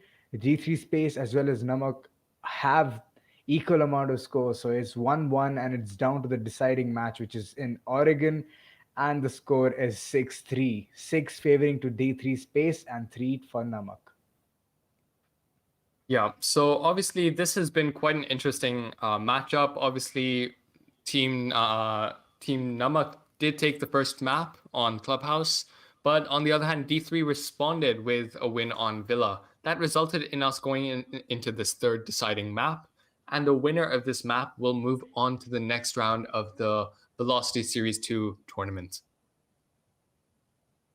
I Beautiful mean, kills coming out it's not from every time everyone. it's not every time that you'll see a third map. It's not every time. Not every time, I will say that, but very interesting to see that this is one of the rare occasions that we see a full set, and you guys are definitely in for a treat over here. I mean, the people who are watching the stream right now, thank you for tuning in this late. And this map is getting interesting time to time. So yeah, stay tuned Yeah. and keep watching it. By the way,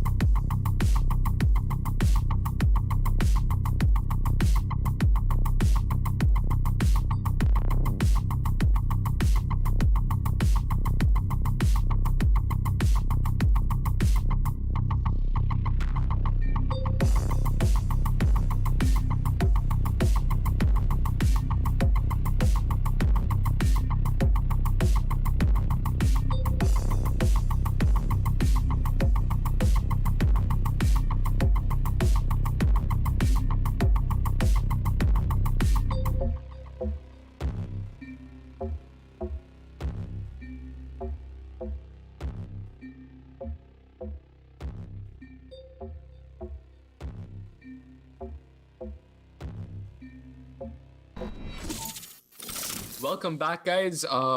We are now returning back into the game very shortly, But before we do so, I just wanted to remind you guys to make sure that you guys are subscribed to PixelScope Entertainment with those post notifications on. Make sure you're talking in chat because we definitely are observing and we are responding to your comments. Also, make sure that you give the stream a massive thumbs up so that we can produce more content like this for you. Sky, you have anything to add? Ooh, we have pretty much finished it up, wrapped it up. As we can say, we're moving on to the next round. It's a match point for D3 Space. And they're literally having a lead of 3 rounds. Yeah, this is quite literally game point for D3, and they win it all if they win this round. That would send Namak packing their bags home and ending their Attackers need to locate journey and in defuse as many bombs as they Velocity can. Series 2 tournament. That's pretty much very sad for them. But as we have seen, as you can see, we have seen a lot of action today. A lot of action. This was a really, really good matchup between two very strong teams, and hence that is why we have made it to this third deciding match. Now, this could very much be the last round, but I'm sure Namak has it in their minds that they want to make this comeback, even if it takes everything they've got. But I mean, D3 is at match point, but also the pressure's on them because they have everything to lose right now, and Namak has everything to win. Attackers are heading out to defuse a bomb. I mean, right now, nothing is falling in the favor of Namak. And it's gonna be either do or die situation right now. It's either they're gonna pull it off or they're just gonna shut it down. I mean, at this point, I would say Kaiga has brought a lot to this team. He has brought a lot. In these 2 maps, back-to-back aces were just beautiful and flawless. Yeah. I haven't been entertained ever since the previous one. And a pretty much early kill over here by Warlord. Really good Very presence nice of pre-fire. mind. I mean, he just gets up, pre-fires, gets ahead, he's done. Reloading. Tries to pre-fire again, but unfortunately doesn't catch another. But this means that Namak is now at the disadvantage with the man count, and this might be the advantage that sends them home. The disadvantage that sends them home. I mean, losing a really good, valuable operator there. It's none other than Hibana. Yeah, Hibana is extremely crucial with those hatches, although they are electrified. But Maverick will be the one to deal with that. On the other hand, Hibana can get any reinforcements that may exist, whether it be electrical wall. But it looks like Wamai is going to be challenging the Nomad on South Stairs, and Della's going to be holding a nice cheeky bullet hole that might be able to catch the Nomad off guard. I mean, this is a pretty powerful position here. Backstairs being a really common push for all the attackers. So yeah, holding that angle won't actually bite him. It's going to be really good for him to get that perfect angle on the person who's going to peek the backstairs. And Kessler getting it in the second kill. Kaiga goes down. And Fankel's going to respond with a kill onto Warlord, but it looks like Akashi is going to be one to get a kill onto Bichu. Never mind, he'll get a double kill, and Batman will fall too. Defenders are going to cut off that elbow rotate and will fall back, but it looks like Kester is going to fall to Fankel, and it's now a 2 versus 1. Fankel will find another. I mean, at this point, if D3 Space manages to throw it, then they have to go through another map. I mean, another match. Another round. Yeah, obviously, and they do not want to be doing that because that psychological effect that they lost this round when they almost had it, and also Namak will have a lot of momentum just psychologically. But it looks like Devil will be the one to close things up and get the match for D3. Looks like D3 are gonna be the ones who will be moving forward in the Velocity Series 2 tournament towards the next round of this tournament. Very interesting match there. Really interesting. D3 Space this time not giving them even the slightest chance to even get further. Ever since the map in Villa, they have just buckled up. They're like, nope. Ever since the map in Clubhouse, they're just buckled up and they're like, no, we're not allowing you to even advance further than this. Well, what a long and well good game that was. That was quite the roller coaster. Just with games going back and forth, rounds going back and forth. Everything seemed so balanced. A very good matchup between two equally powerful teams. And what a match that was. What do you say? As you could see, GG's in chat, and the match is all pretty much wrapped up. Score being 2 in favor of D3. Yeah. They have brought a lot for the last. I mean, the last map was too good. Even Villa was just beautiful, flawless rounds back and forth, clutches, insane clutches by D3, insane prone to prone game there. I mean, for every tough situation they encountered, they had a simple solution. Prone, you get the kill. Hip fires on point, and it was pretty much a good match. GG's. Looks like even though they didn't have things quite going their way in map 1, D3 by the end had complete control over Oregon, and ultimately they were able to take that home and proceed forward. A wonderful game played by both teams. I mean, we had some amazing moments from Team Namak Oh, with we those sure did. two beautiful aces, which I'm sure Kaige is Kaige. like Yep. extremely proud about, as well as Fankel's extremely good kills in the very first match. We did see a lot of good kills coming out from players like Kakashi, Warlord, as well as Akashi. I mean, they just did the job. They did it very efficiently, and it was just fun to watch every single one of them. So, I yeah, really enjoyed watching today's match. I'm sure you would say the same. I would say nothing to do, anything further. We would just wrap it up. And this is it from today's match. It was pretty entertaining, and hats off to D3 Space. You played really well. And even Namak, GGWP, better luck next time. But well, first off, we'd just like to thank a few people, most importantly, you guys, as well as our spectator, for constantly providing us with the gameplay that you guys are observing and we are casting. So once again, thank you to our spectator. Most importantly, thank you to you guys. Without further ado, we don't want to take up much of your time, so just make sure you guys have liked the stream, are subscribed with those post notifications, and without further ado, good night, guys. Have a good night.